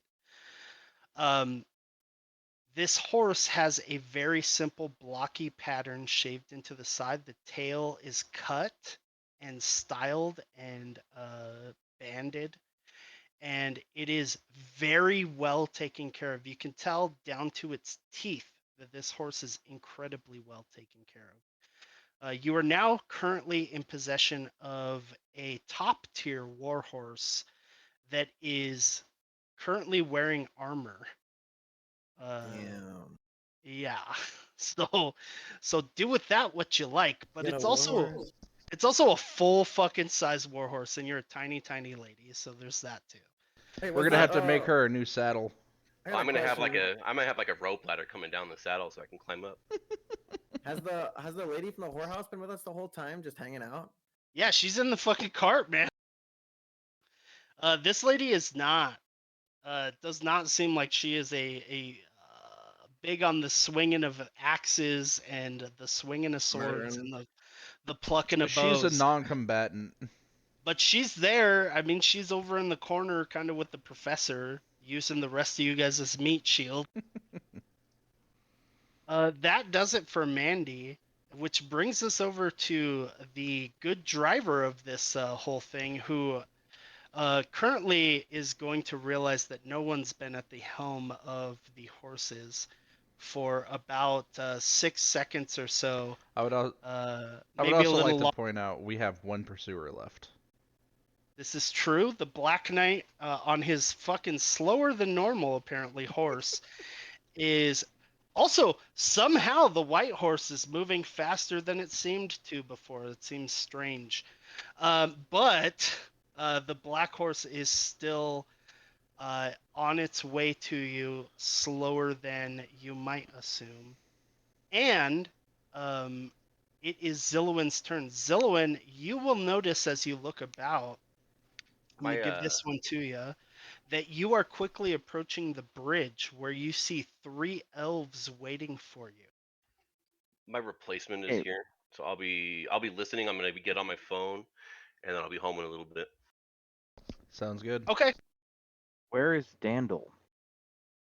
Dandil is in the back of the carriage or wagon, but he is not currently driving the wagon. But the I'm gonna look at him. horses I'm gonna aren't look at him and going be like, wild. why aren't you? Huh? I was gonna say the horses aren't going wild because he basically was like, "Hey, fuck off in that direction. That's where we're going. Get us there faster." So the horses are kind of driving themselves right now. Okay, I'm gonna trust Dandil because I gave him the reins. My hex is still on the Dirty Knight, correct? It is. I forgot to establish an ability when I did it, and it gets so I'll say strength. So if it has any Oh, strength okay. checks, it will get disadvantage. Okay. And I'm just going to throw another Eldritch Blast at him, being the last combatant. Okay.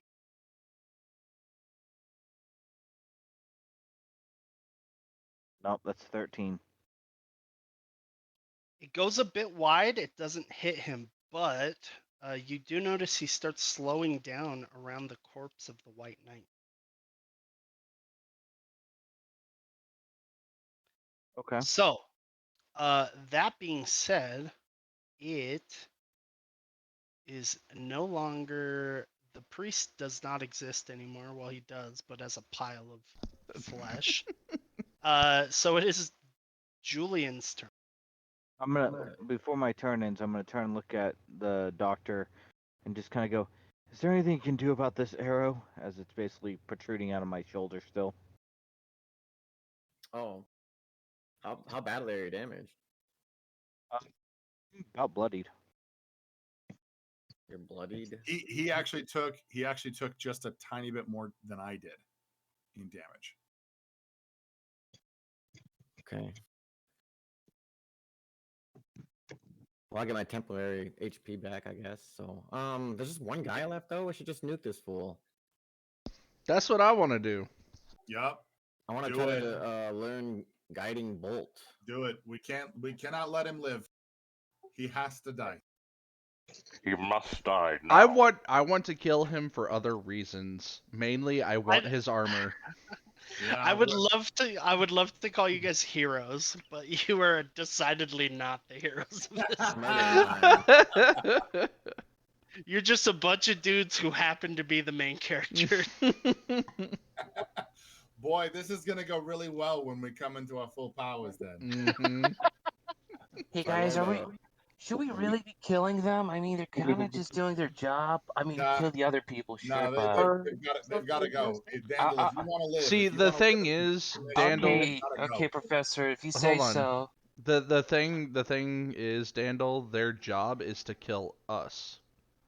I see, but So what if we just take their legs or something, like, you know, like Well, that's just me. I suppose. We'll tear out their tongues, and then that's kind of a compromise. Maybe all their fingers too, so they can't write. Okay, fingers all Fingers legs, and tongues, and then we can let them I live. think that fingers would. and toes. Okay, we could do I that. think Sure, that would yeah. be worse than death at this point. Okay, I so think then we sh- legs. You mean leaving them to Julian? All right, buddy. Have a good night. You too, sir. You know, we're gonna go off next week. Yeah. Worse than Julian Bashir? Is that what you're saying? I mean, not exactly what I meant by death. I mean, just killing them would be a better mercy than cutting off their legs, cutting off all their fingers, and cutting out their Well, tongue. I mean, but life well is still then. important, you know. Just take their fingers. I mean, they've done bad. I guess we should take their eyes too, so they can't see anything. What? And then their Look. ears, of course. Oh my god. Andy's Look. totally on board with all of this. I'm just going to like sit down in the corner of the wagon and just kind of like try to stop the bleeding. No, your ears we leave so you can hear This guy the gets horrifying screams. Of children as they see your face. Yes, Dandil, we should go for the more compassionate version. Dear Just God, don't what is kill that them. thing? Just maim them forever so they can never tell anyone what they saw. Okay, okay, sure. So I'll take a leg. Okay, Oh my that's God. about it. All right, I'm sorry, sir, and I just take out my short sword. I would And I it would is- like to Whose point turn out is it right now? What is it's- happening? it's yours, Dandil's turn. Vic. Wait, I thought it was Vic's turn. I'm gonna start cutting leg.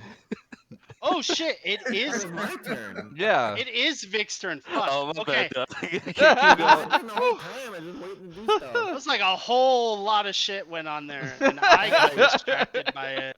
Come on. I read Actually- the new spell. Dandil is teaching us compassion. That's what's happening, Doctor. Yes, compassion by leaving this poor man completely maimed Listen. yet still alive. Life is important. Listen, I need you guys to understand that he is a doctor. He passed the test. He got the thumbs up, but he wasn't able to take the oath. Oh God, Jesus. So he never quite got to that point. However, Doctor, it is your turn, but you've just witnessed, nay, felt the death of 2 people. Yeah. That being said, I'm gonna need you to do a little something for me. I need you to roll me a d20, please.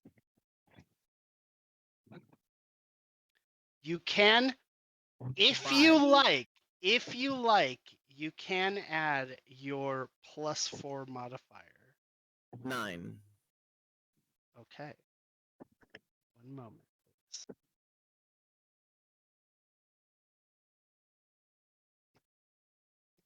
Just a moment. Okay. Okay. With a 9, you feel the life exit these bodies. There's something there that you feel like you can grab at. But by the time you recognize it, it's just out of reach. And so when you move to do so, you can't quite get it. However, you can take one action, only if you choose. You have the ability spare the dying. You can feel that the priest is dead and gone, but the white knight lays dying in the street. If you so choose, you can bring him back, letting him remain alive, but essentially, as fucked up as he's gonna be, it's gonna take a long fucking time to get healed up from what he just fucking encountered. Or you can let death take him. Yeah, I'm gonna let him die. And so he does. It is your turn. What would you like to do? I'm gonna try to nuke the other guy with a guiding bolt. All right. Let's see. So I rolled for it before. Okay. Look, where was it? I was a 15, so plus 4 would be 19. That does hit. Oh, I mean that was to learn the spell. Oh, yeah, that does work then. Okay, great. Okay, so here's it to hit. 22. Jesus. Even better. Here we go.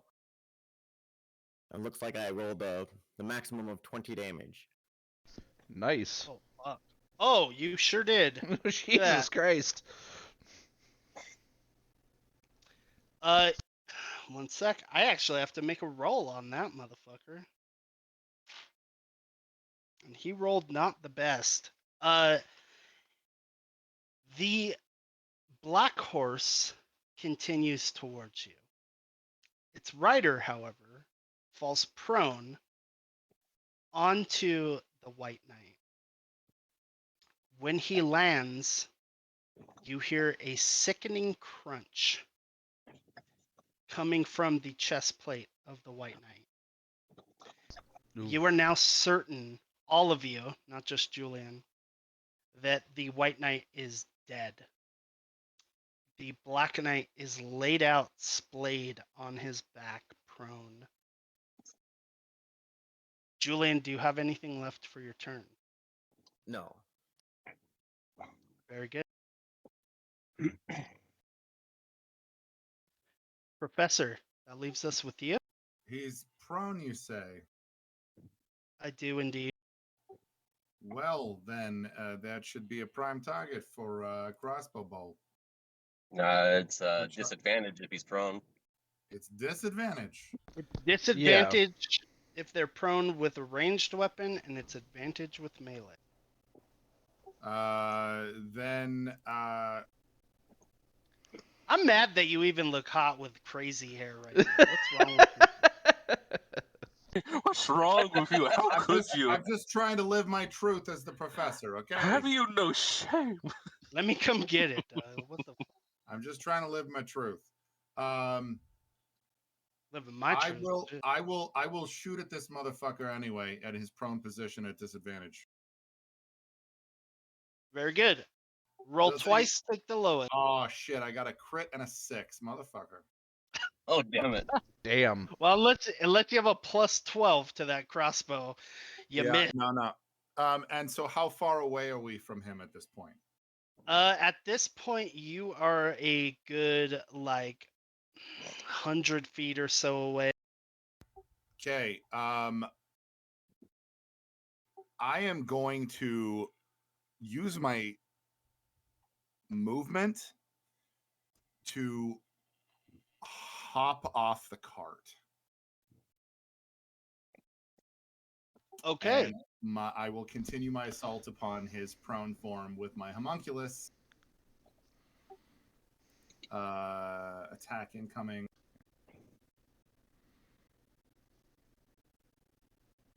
Does a 24 hit? It absolutely does.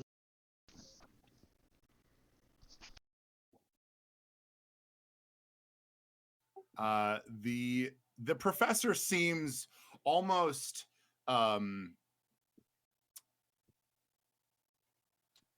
possessed as he hops off the cart and just unforgivingly is pelting attack after attack.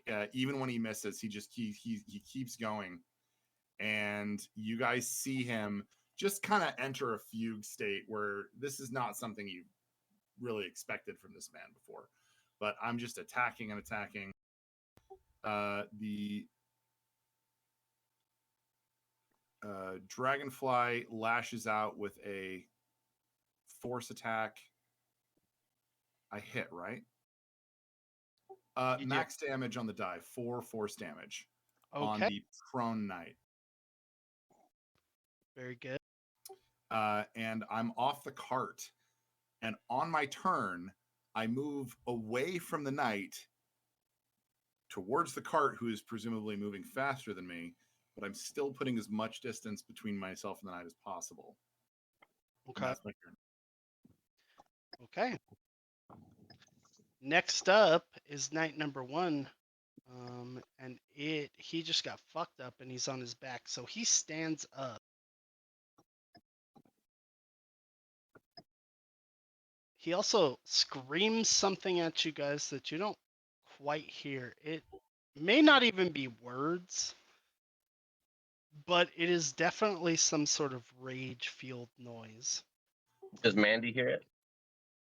She does. And it's just, it sounds like he's tearing his vocal cords, the noise that he's making.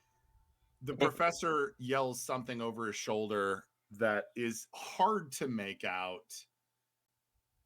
But based on context and his body language, you guys can all pretty much make out that he's not going to come back from this if this guy I mean, he said like the professor is there to kill this guy, and he's not coming back on the cart unless one of them is dead. That's what you can make out from this. Okay, now that scream happens. Everybody minus the professor at this point. He is very singularly focused.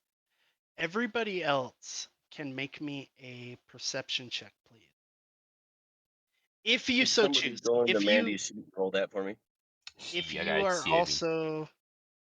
you are also very focused, then that's fine. 19. 13.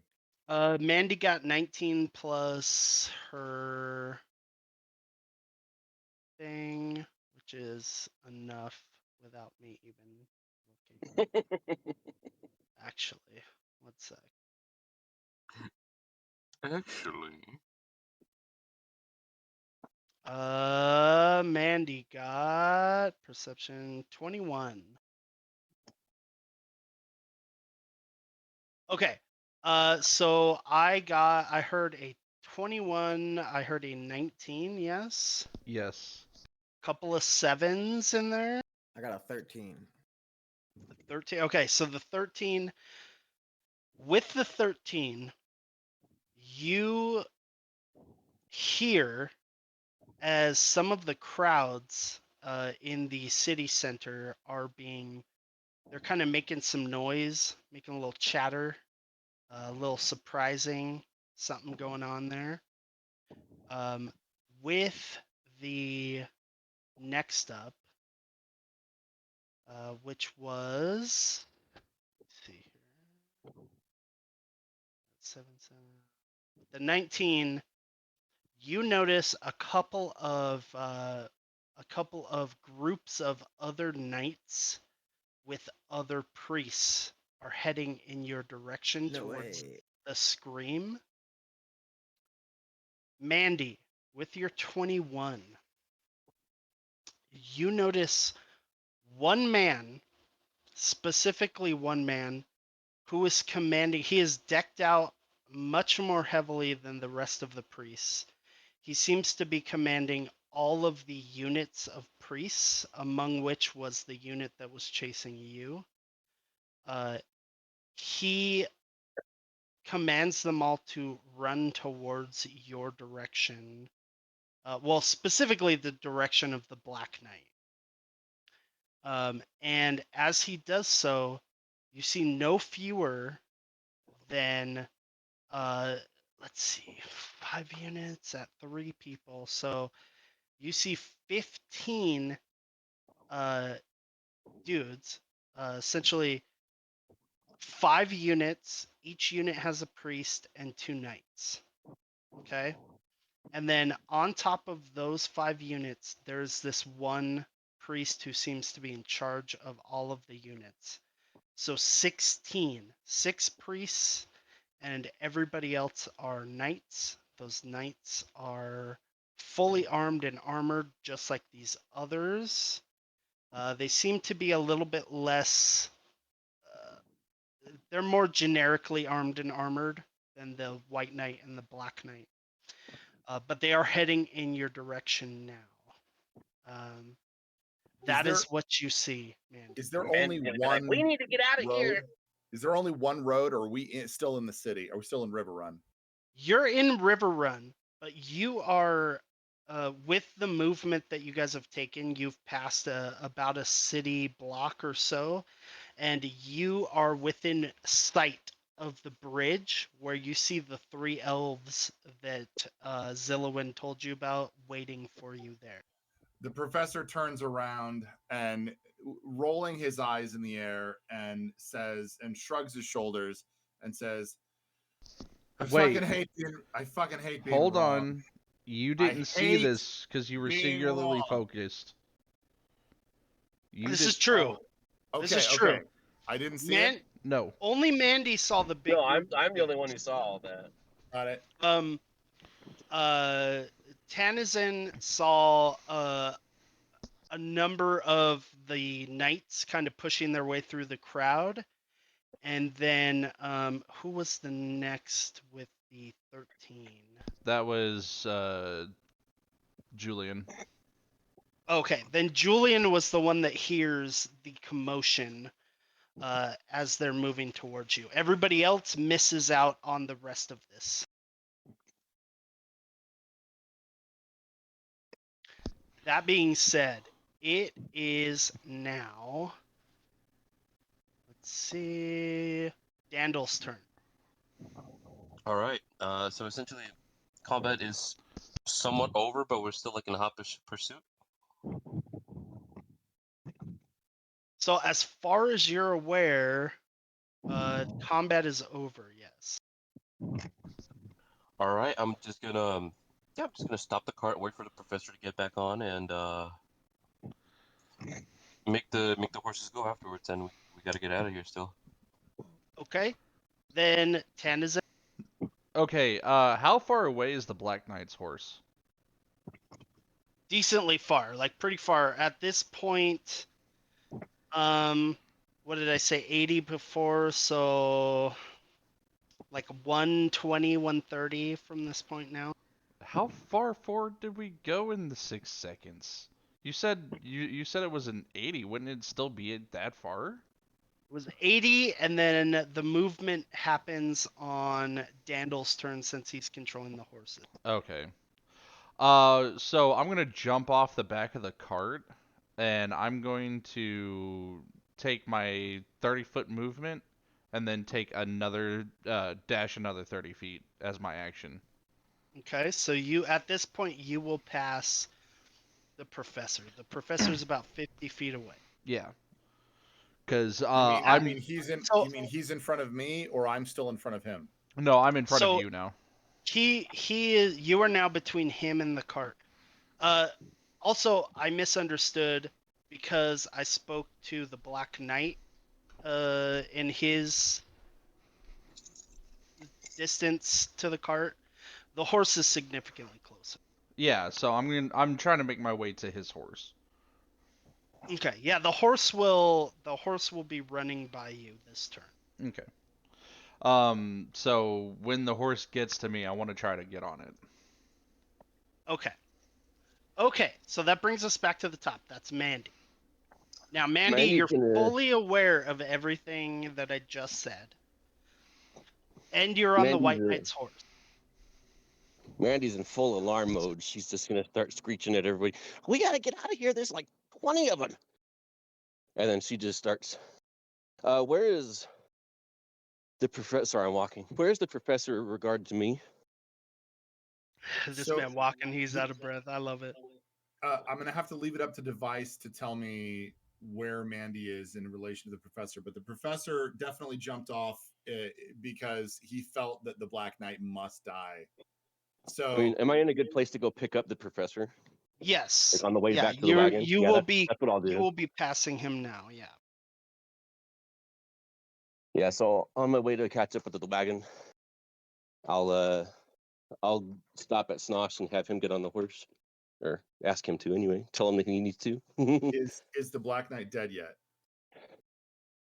He is standing very shakily. I'm gonna relay what I saw to the professor though really quickly. That there's 15 or more that are about to start chasing us. Oh, there is.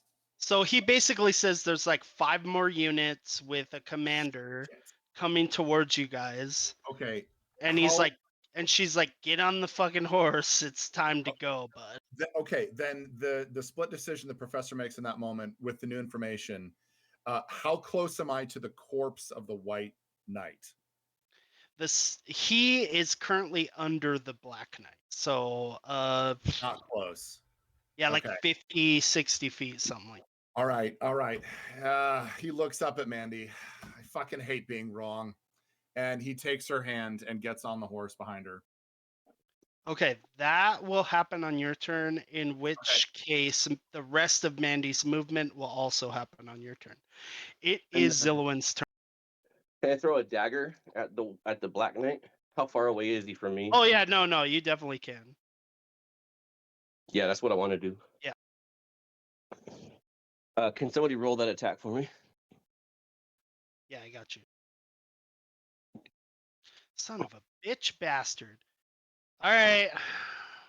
You roll the 20, you fuck. I don't know why I roll shit for me and great for you. It's the curse of the 2. DM.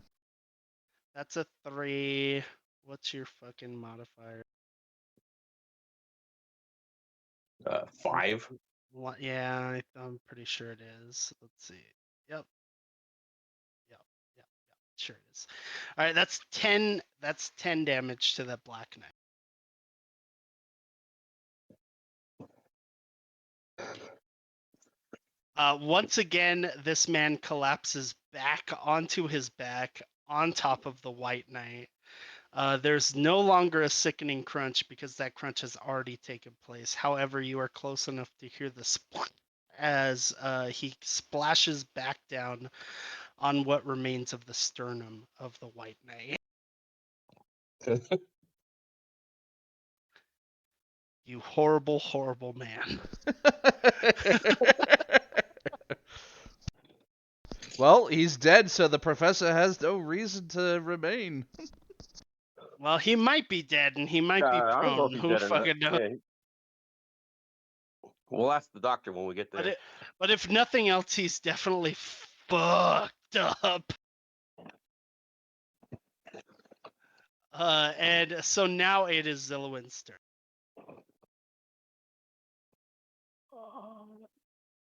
I'm laying in the cart. I'm looking at the doctor going, little help, please. And I am just kind of hoping they head towards the elves. Okay. So I will hold an Eldritch Blast for any target that comes within range that requires my focus or attention. Fair enough. Which means that speaking of the doctor, it is Julian Bashir's turn. Let's see what I can cook up for you here.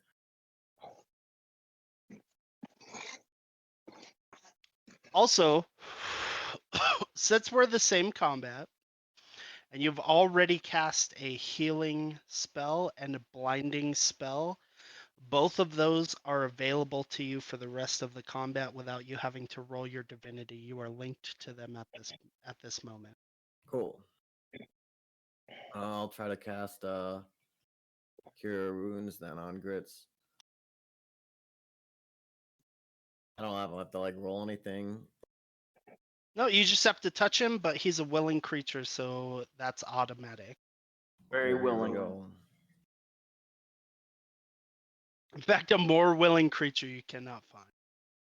14 points of healing. Oh, nice. Yeah, so with a little pop, the fucking arrow actually, or the crossbow bolt pops out of your shoulder. It's in the back of your shoulder, pops out of the shoulder blade, and you feel as the bone knits itself back together. You can move your arm again, and you feel just fine. In fact, as far as you can tell, no damage has happened whatsoever, which is a very strange feeling considering, once again, You would never magic shot. has not been a thing. Thank you, Doctor. And you know what? He's a hell of a doctor. Like You're that's welcome. that's some good doctoring right there. Like you can't even tell surgery was performed. Speaking of doctors, or in this case professors, Professor, it is your turn. Okay, so let me make sure I got this right. Mandee has informed the professor of the massive other unit Correct. consisting of roughly, did you say 15?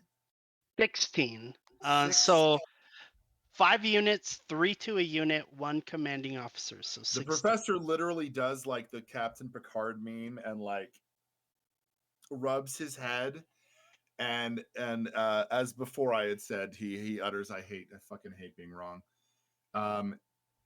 Takes his action to get on Mandee's horse with Mandee. And that is my action and my movement. Okay. Well, now I guess as an action, can I do like a fucking like behind the shoulder like shot at the Black Knight with my crossbow? Please? Sure. I will give that to you at disadvantage. You're giving a little finesse movement 7. there. You miss, but he gets the point. Okay. Unfortunately, not in the way that you wanted him to get the point, but you know. Samuel. Strangely, this horse seems very pliant to your guys' commands, and as you go to mount it, it seems to lean down a bit to accommodate your short height. You are able to mount it easily, and then it trots over specifically towards the cart, but more specifically towards Dandil. Does my homunculus 15 to hit attack hit? Does not. It plinks off Okay. of the front of his armor. So neither of the attacks hit, but he flees. Correct. Having been told that the larger force is on their way. Correct. Still shooting off every opportunity he has. Fair enough. And that's it. Okay, Dandil, it's your turn next. As it approaches your turn, you hear, "All right, boss, let's get out of here, man." And the white horse is trotting up beside the cart, and it's got Mandee and it's got the professor on it. All right, so I'm gonna tell to the horses and to everybody else. All right, guys, let's get out of here. Come on. And I'm just gonna full throttle, All right. make Oh, the horses go into a sprint.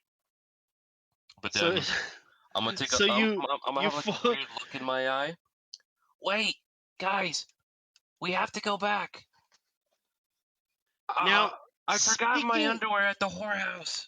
speaking of which, when he turns around to say that, the rest of everybody else that's on the cart, actually including Mandee and the professor, so basically everybody but Tanizan at this point, he turns around. He's been talking to animals for quite some time, but this is the first time he's really talking to everybody, so you guys look at and notice him.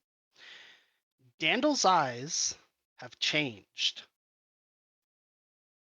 Right now, as he's speaking to the animals, as he is communicating with them and with you, Dandil's eyes have changed.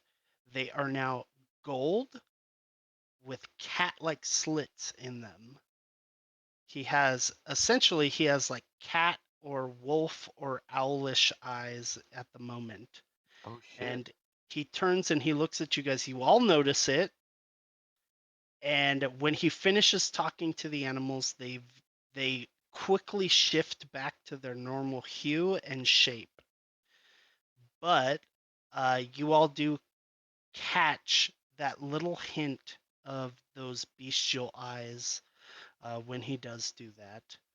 So the cart begins to move again, and Tanizan, it is your turn as the horse begins to move past you.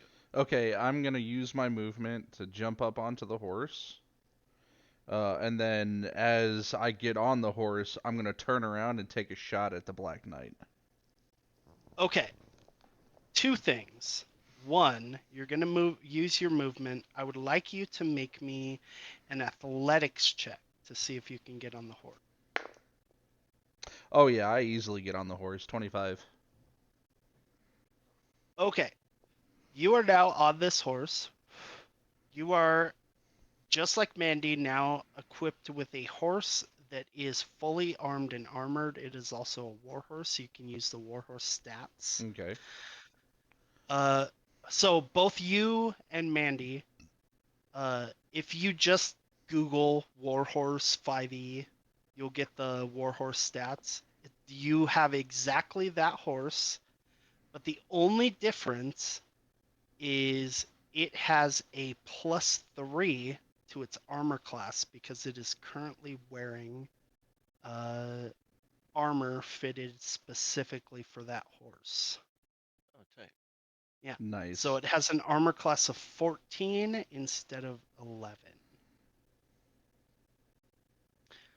Okay. Pop your shot off, sir. And this is at disadvantage because he's on the ground, right? Correct. Okay.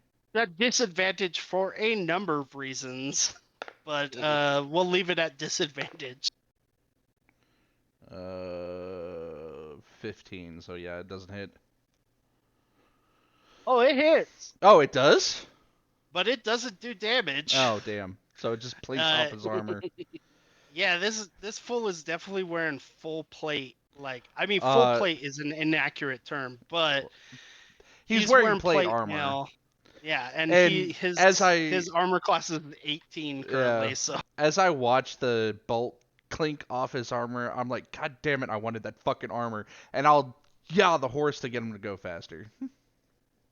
I mean, fair enough. There will be more chances, I'm sure, Yeah. to steal armor off of people. This guy Okay. knows what I'm talking about. Now, that being the end of the turn, I'm going to take you out of initiative because these guys are a little bit too far and a little bit too on foot to catch up with you at this exact second. They are, however, pursuing you, so if you fall behind too far, we will jump back into initiative. That being said, you guys, 2 on horse and the rest on, well, 3 on horse and the rest on the wagon with the horses, reach the. Now, nobody's driving this wagon again, from the layman's perspective. Dandil's basically just telling the horses to go places, and they're like, all right. You reach the bridge, 3 elves, 1 you're familiar with, and 2 others. Zillowin, you know these other 2. You don't know both of their names, but you do know Cebu. Cebu was the angry-looking elf that we described in the last episode. And they both jump in. The 2 male elves, Cebu and your former friend, who was with you as well, Artemil, and the female elf, dark skin, curly hair, and they jump into the thing with you, and Artemil says, "Looks like you have run into some trouble, my friends. Well, this is why we are here. Let us get you to safety." Like, So, thank you. This has always been his voice. Do they slow down when they get to the elves enough for me to actually catch up? You can catch up because Okay. your horse is going to be faster than the horses drawing the carriage by a little bit. That being said, they don't slow down, but the elves managed to get, the wood elves managed to, or the wild elves in this case, managed to get into the back of the cart with ease as you pass. We out of range of the other knight by 90 feet. Yeah, you're well out of his range at this point. Okay, so Hex is gone. Okay. You feel the passing as Hex releases.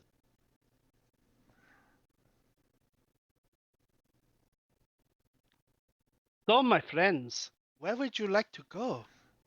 I suggest we go into the forest as soon as we possibly can. I But, concur.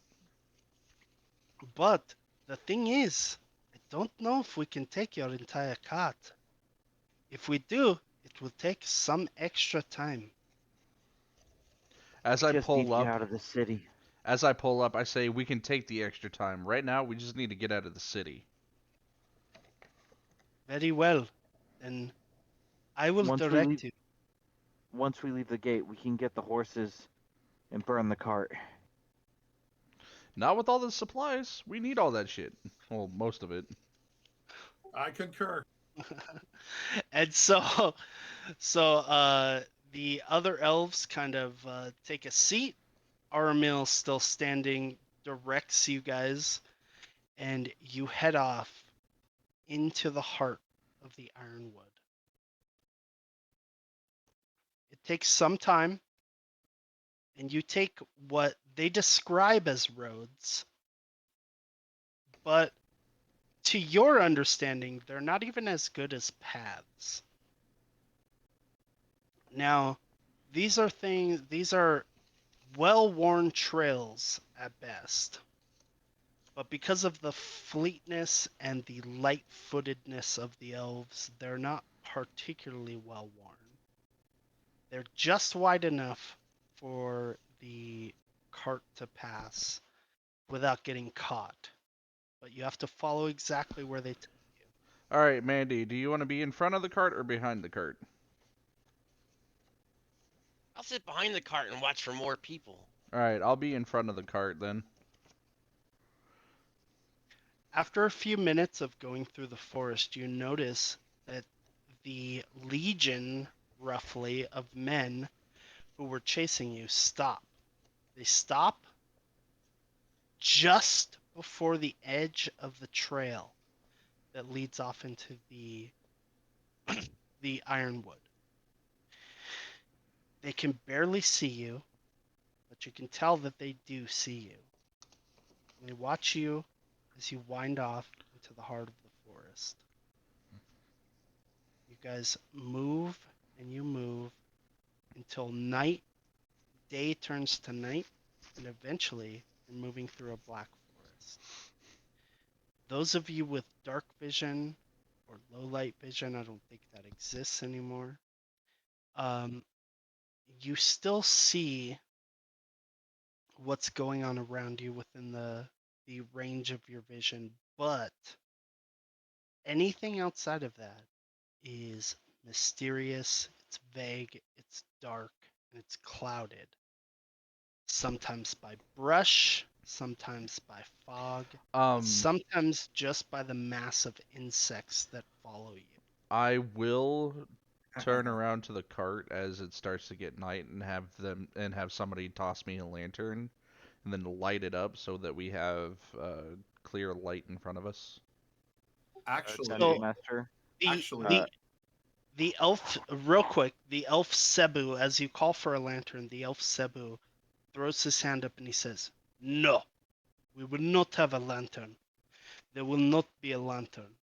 We can see just fine. Some of you can see. This is fine enough for me. You follow the cart. You follow the cart only. We'll tell the cart where to go. I will drive the cart." Okay, so at that, I'll actually move around to the back of the cart because I can't see anymore. Oh, DM, would my Fair new enough. eyes give me some sort of dark vision or something? Not at this moment, they don't. Okay. Yeah, I don't see shit, so I'm in the back of the cart as well then. Yeah, you're real like regular halfling shit right now. Plebeian. Going to curl up in the back and take a short rest during this journey. Fair enough. Yeah, you have plenty of time. Yeah, Julian, I think you have dark vision, just as much as the rest of the elves do, so you're okay. Oh, I'll just let one of those wood elves drive it. Oh yeah. Cebu basically takes control of everything because he's a prick. Um, Time for my long rest. I get my beauty and sleep. and so you guys move throughout the night. It takes some time. Who who stays up with the caravan as it goes? As it starts Mandee to get will. a little bit later, I'll tie my new horse to the back of the cart and I'll jump into the cart to actually take a rest. Okay.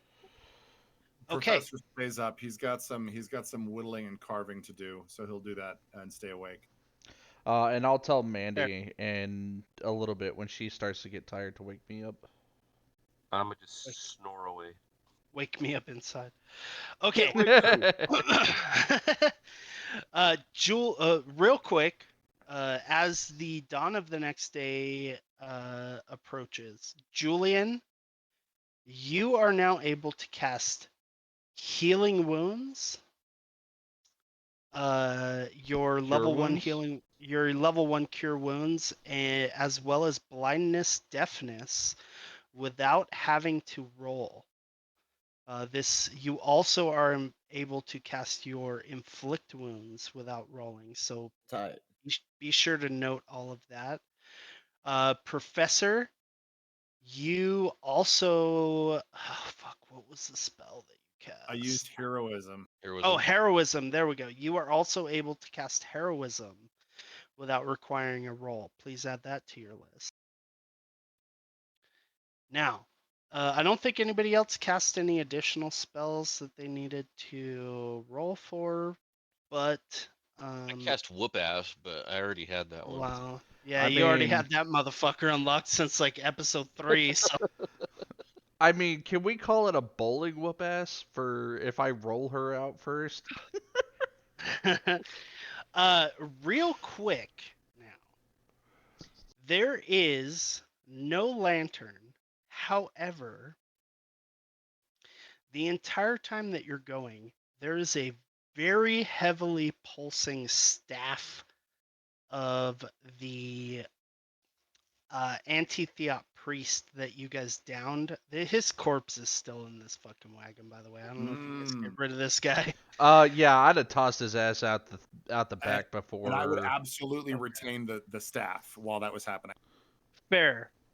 So you guys, did he have anything? now have, Did he actually have anything else on him besides the staff? Snosh, your push to talk wasn't done. Okay. The staff, yeah, I would retain the staff, is what I tried to say. Yeah. Okay. Yeah, I heard that. So you guys do keep the staff. It is an ironwood quarterstaff with a seeker stone at one end. The seeker stone applies no bonuses, but it does act as a seeker stone. You guys are familiar with those abilities at this point. Otherwise, it is ironwood. This means that the staff itself is essentially just a quarterstaff, but it acts. It's basically Light source will wear unbreakable. around. It's basically unbreakable, if that makes sense. Ironwood is fucking some heavy shit. 100% be grasping onto that thing and keeping it very secure. Yeah, the elves are giving you the stink eye a little bit because ironwood, but that's fine. I'm not worried about that. I'll stow it down. I'll keep it down and safe. But it is glowing like a son of a bitch. So at some point, Cebu, cover it with everything I have available to me to cover it. Yeah, at some point, Cebu takes a water skin that he has and he cuts the top off of it and he tosses that to you with a length of twine and tells you to tie it off. Done. He does that. Oh, Tay. You do that. You do that. In the words of Riku, you do that. Anybody That's seeing me from sleep? Now, what was that, Grit? I was gonna say anybody that sees me asleep, I have a nightmare, and my face mimics that of the monk that was murdered by the doctor. So specifically, you have a nightmare in which it begins as a dream. In this dream, you are approaching what you feel is the heart of what you're seeking. You're so very close. And the closer you get, the stronger the feeling is. Until eventually, you open the doors to what you can only assume is a palace, the throne room of a palace specifically. And when you open the door, you feel your heart above the throne of the palace. And when you look up, you can see your heart floating midair. Physically, your physically pumping heart floating midair over the head of a woman. As you reach out to take your heart, you are swept back into and beyond the sea, back beyond the shoreline, back into a whole other landmass. And then you find yourself in the heart of a forest, blinded by it. You can no longer feel your heart. And you wake mid-morning, dew on the leaves, and you can feel moisture covering your brows. It's not the moisture of the morning, it's the moisture of the nightmare. It woke you, and you knew you were close to something. But now, you're further away. You know that something somewhere that you have done recently has brought you closer to what you were seeking. You're not there yet, but you'll be there soon. You wake up to your forehead being dabbed by a beautiful elven woman, a madam. She says, "Are you okay? You were screaming. I had to stuff some things into your mouth for you to stop. The elves wouldn't let us go on until I did." It was terrible. I say from the back of the warhorse. Which one of us is waking up to this, please? This is Zillowin. Thank you. The rest of you basically wake up to his awful, horrifying screams as he is yanked from his nightmare. Did I get my long rest? Mm-hmm. Oh, tight. What? Oh, so it was a full long rest then. Yeah, and you're not there yet. What do you mean? I mean, you're still going. Yeah, we're still traveling. The elves are still pulling you through the heart of the Ironwood. You're not where they're taking you yet, but you wake up to a forest mid-morning, the beams of the sun piercing the canopy. You can see again. Mandee, you're tired. You've been riding throughout the night. Anybody that didn't sleep is also tired. Julian, you only had to sleep for like 2 hours. You meditated for a minute and then you woke up and probably got fucked up or something. Oh shit. I Yeah, you're an told elf, bro. You've never slept before. You've actually never encountered a night's sleep in your entire life. You've never slept. What? yeah, Yes, elves don't sleep, you they don't meditate. ever you do not sleep. You can't be magically put to sleep. Wow. You are unable to do so. You are an elf, man. You fucking through the night, like at some point you were like, that was some shit. I'm gonna fucking hang out for a minute. And you just kind of go into Zen mode, which to What? you is the closest to sleep that you ever get. And then just like 2 hours later, you're like, all right, I'm good. I'm Gucci for the next 24. Like, That's let's wild. go. So it is morning time. Cebu turns around. Okay. We'll be there soon. Need you all to be on the best behavior. You are not guests here. You are not guests. Regardless of what my cousin would tell you. Hey, He not even points, me. and he points at Armil. He says, my cousin will tell you are guests. You are not guests. And Aramel goes, "My friends, you are fine. Do not worry about these things. We will take you to meet Hagant. Hagant is the elder of our people. When you meet her, you will understand." The third elf has yet to speak a word. She meditated throughout the night. She woke up. Midnight, those of you that were awake would have seen her. Those of you that were asleep, it seems, at the very least, she drew in a notebook. She seems interested in the act of your sleeping. A couple of hours pass. There is food given out.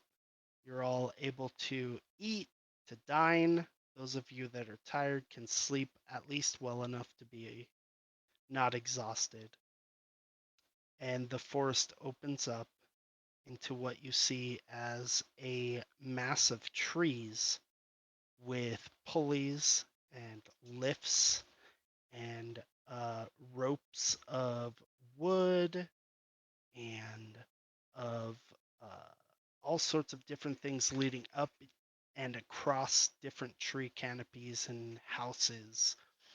There is a small town, not quite a city, but a town, up above the trees. Dandil, you are the only person who has ever been here. You have come with your clan to trade with these elves. You have seen this town. It does not have a name. It is the town of the Wood Elf Wild Elves. That is all you know it as. And as far as you know, that is its only name. But you see a good number of Wood Elves and Wild Elves, as you might know them, running about, performing tasks. You guys have reached the town. What would you like to do from here? Well, we Real gotta go quick, see the leader, don't we? Sorry. throughout the night, Mandee would have offered a piece of candy or two to each one of the elves just to see what they do. Okay. So Armil, it being a generally good-natured guy, he would have taken it. He seems okay with all things other people. He seems fine with it. Cebu, the guy who is currently guiding the caravan, he would not take it. He does not. He tells you he does not take food from anybody but himself. He is a surly fuck, and he would also kind of tell you to shoo from his presence. He would tell you he doesn't particularly want to talk to you, doesn't want your food or anything that you have to offer him. She goes, "That's Tells you that okay." And tells you trust that you're really only here because his cousin demanded it and technically is a higher rank in the group of elves that you're with. The girl, however, would take a piece from you. And specifically, she asks if you have anything with honey in it, which you do quite a bit of, like quite a bit of different like stuff with honey in it. Yeah, I would let her And taste test everything. yeah, and so she does. She takes a little like chew with honey in it, and she takes it, and she introduces herself, and she says, "My name is Reina." Hi, I'm Mandee. Professor Shvantz, nice to meet you. Hello. She says, "Mandee, that's a cute name." I made it myself. I just grew up in the streets, so I had to name myself. That's why I call myself Mandee Mistvixen. I like it.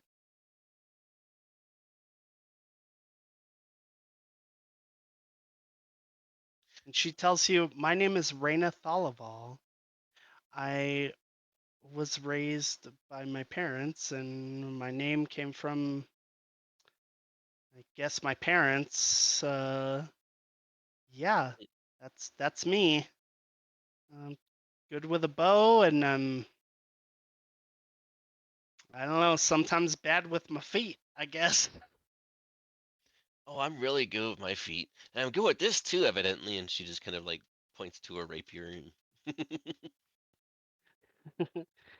She says, yeah, sometimes I'm lucky and sometimes I'm unlucky. It just is the way of the world, I guess. And when she says that, when she says those specific words, as a matter of fact, um,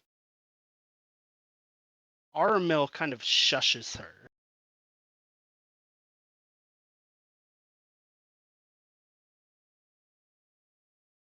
Now, Aramil is the speed deity. she's the friendly one.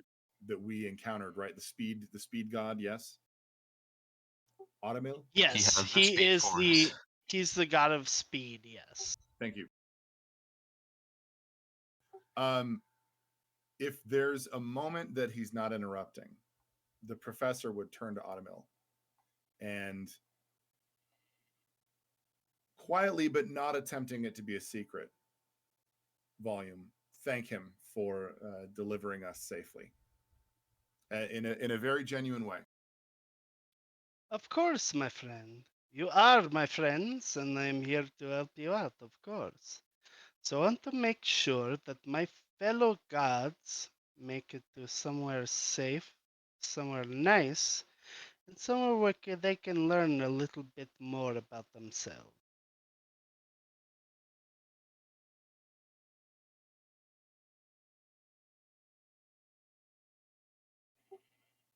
We have something in common. This one and I, and the professor turns to the is she a queen? Is she, what's her status? You talk about the title. whoer? Her title, the one that they brought us to, the one in charge, the The woman in charge. madam. Yeah, madam is the best you're getting. Yeah. And she's Elven. So she is Elven. She is like a high elf. So then it's kind of a surprise that this is her people then, because I didn't. Was I supposed to know that? She's high elven. These are not high elves. These are wild elves. She has more in common with Julian than she does with these elves. Correct. In fact, a lot more than might be originally assumed. You guys can, now that a lot of shit's over, you guys can roll me a history check on Madam Tingy with hair. I've got an advantage on history checks. So do I. Oh hell yeah! I got a nat 20. I got a 13. 24. 13. So anybody 15 or higher knows that 19. this Madam Tinuith she is technically a noble of Ani. Oh shit. She is the second born sister of a noble house. Her older sister was married to I'll be back. to another to strengthen the unions between two houses. Anybody I would know specifically? That other happens to be one Dr. Bashir. Oh shit. This. Oh fuck! This is actually Vick's aunt. Jesus. Come at me, auntie. Gross. Dang, did we? No wonder No, you you didn't. enjoy us so much. So she left the city in an effort to pursue her own gains and to essentially make her own name in the world, earn her own way, make her own money. We got a team up. And so she fucking left to do her own thing and established herself as an entirely different elf in society. So in reading the histories and remembering the histories, you now learn that this is your aunt. Oh, now he learns this. So he wasn't just trying to get family to come with us in the first place. You had some other Well, reason. is what it is, man. It's like after some time, he's like, Tenuith, this name's been killing me in the back of my head. Oh shit, that was my mother's maiden name. Whoa. And then he, Man, you hit on your eventually aunt. he Damn. connects connections to connections. She still doesn't know. I don't think I hit on Eventually, it, did I? I don't remember. no, I don't think you did. You No, I'm probably just giving you slightly shit. did it. Like, you probably did a little bit, but At like first. You definitely We wrote all some know your character intimidations did. against her. I think I'm trying to spook her with my. Yeah, you were trying to intimidate her. That is true. That is true. And it did So, work. so yeah, this is Vick's aunt, that he has never met. She is technically a Nean nobility, and there you have it. That is who she is. Well, shit. Huh. So basically, she would have run in the same circles as my father. She would have. She was the second sister. She was basically your title, but like as a girl. So Yeah. I'm. Which actually in Godsfall doesn't mean shit. Yeah. Because as you've seen, your sister matters more taking than you over, do, yeah. because she fucking was born first. So Yeah, it's the firstborn child, not the firstborn son. right. Whereas in Vick's mother's family, his mother was born first. Mm-hmm. This woman was born second. She had plenty. She would have lived a lavish, extraordinary, incredible life. But she left a knee to set up her own self in Riverrun. And she did it by herself. She established herself and she became something of a name. And so here you sit with your aunt fucking chilling in the back of a carriage. And unfortunately, she's real hot. So feel free to have conflicting feelings. As I realize who she is, I'll stand up from where I was sleeping and I will give her a bow, and I will tell her it is nice to meet you. I am the son of, and I'll rattle off my dad's name, and I'll tell her that I'm the brother of my sister. I don't have the list right now, so I can't really check and see their names. Yeah, she in a strange move for a noble, she kind of doesn't care. She tells you, look, your actions mean more than your titles to me. So I appreciate you for being who you are. I'm just trying to let you know who I am, like where I came from, more than letting you know Of that if I'm course of you any are. importance. Of course Like you are. That's how you were raised. Yeah. And then she's getting like eyes Julian a little bit. But at this moment, Cebu jumps out and he says, "My friends, we are here. So, as it stands, we have many things to do. But first and foremost, before we do those things, I must take you to see Hagant. She is our greatest elder. She has been alive for many years, nearly 600, and she will tell you what is next for you. Whether you heed her or not is your decision.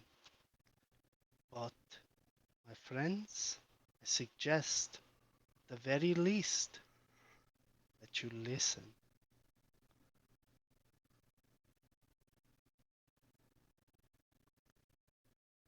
All right.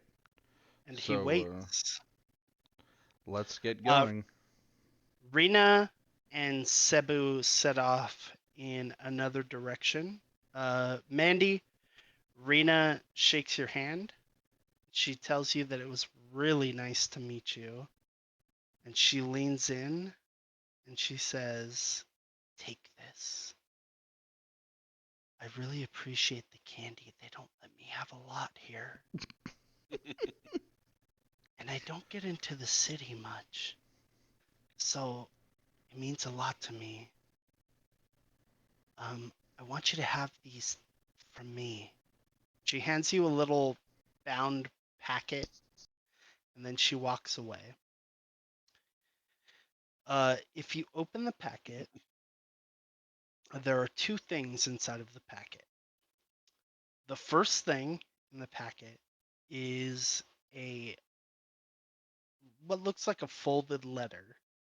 When you unfold it, it is actually a picture of you, drawn very well, asleep on the horse.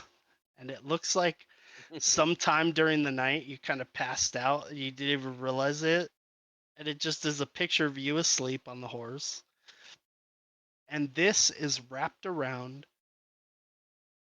Oh, excuse me. Fucking burps, man. This is wrapped around a single 6-sided die.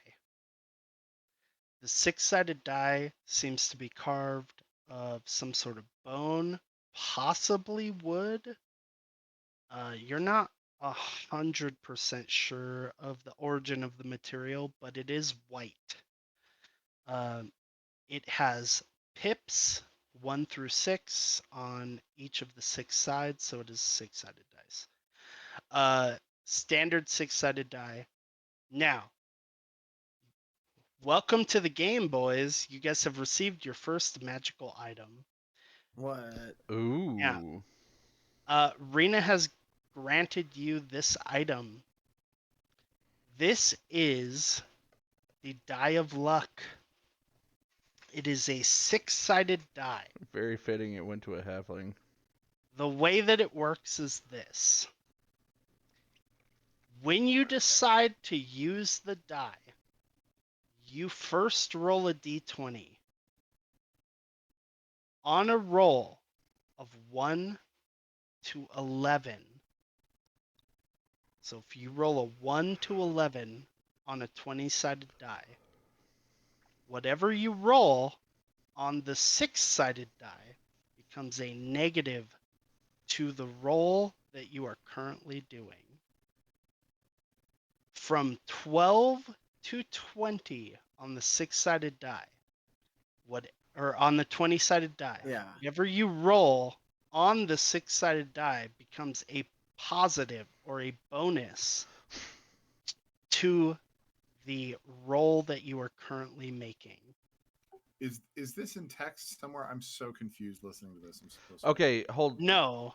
So if you roll a 20-sided die and you roll a 1 to Right. an 11, when you roll the 6-sided die, that becomes a negative to whatever roll What is you this? were. It's the 6-sided die that confuses me. Where did that come into play? So Raina gave it to Mandee because Mandee was Right. kind to her, so she gave it to her. Right. What she basically tells you, essentially, in the picture, in the like little letter that goes with the picture, she tells you that she is like you, but unlike you, she is not the god of travel or anything that really is flashy or cool or awesome. She is, however, the goddess of luck. Oh, cool. So, what you have is a token of the goddess of luck. Cool. And so, Right. if you decide to use it, you can roll that d20. If you hit 1 through 11, it's a negative. But if you hit 12 through 20, it's positive. For whatever you roll on the 6-sided die after you roll that. You have to take it, though. If you decide to Yeah, if I roll, decide to use it, I have to take it. right, you have to take it. So, that being said, Well, I probably have to decide to take it before I roll the d20, right? no. But you do have to decide to roll it before you know the outcome. So before you roll, like you can roll a die. See, oh man, I only got a 7. You know what? I'm gonna hit the luck die. I'm gonna roll the die of luck. Oh, so you roll another d20. and then you roll another d20 to see. Okay, I hit a 3, so unfortunately, that 2 that I just rolled is a negative. So I hit a 9, I rolled the 2, I hit the 2. That's so now my roll is a 7 plus whatever my modifier is.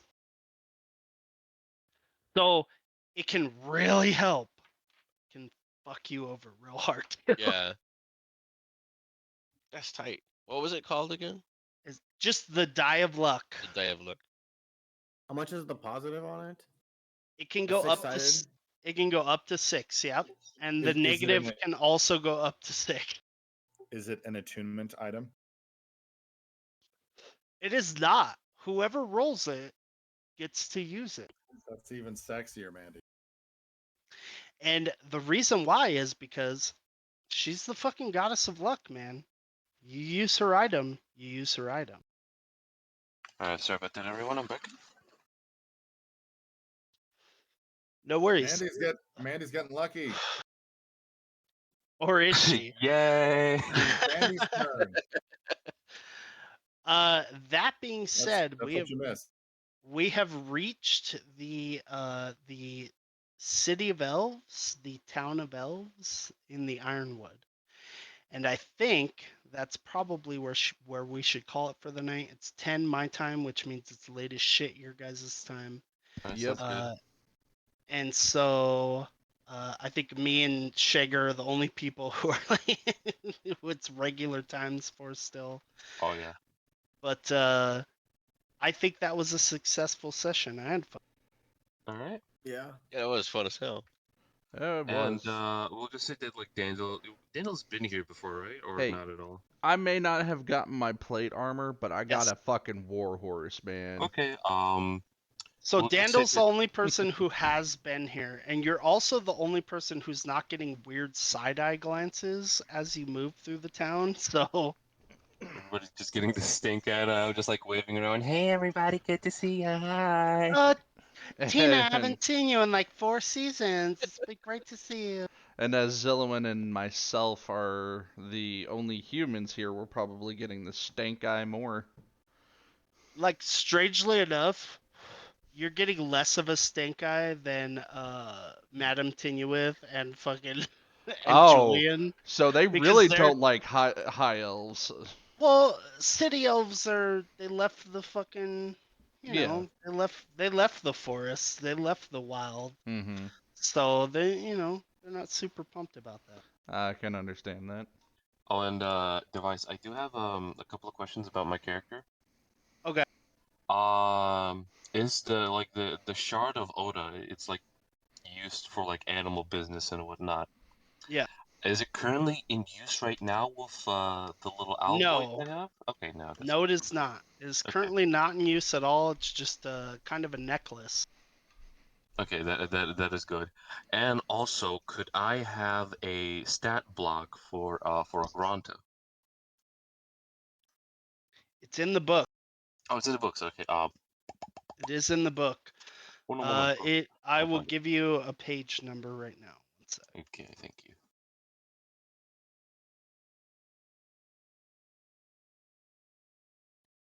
Let's see. One sec. One sec. Night terror.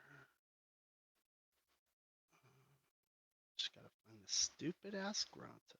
Where you at, you idiot?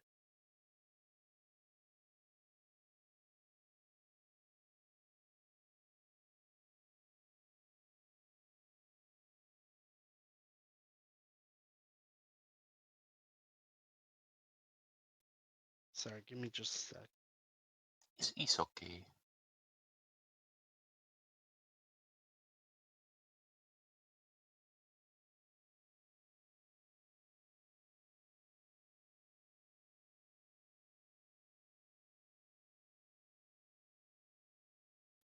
Anybody else have any other questions at the end of this particular episode?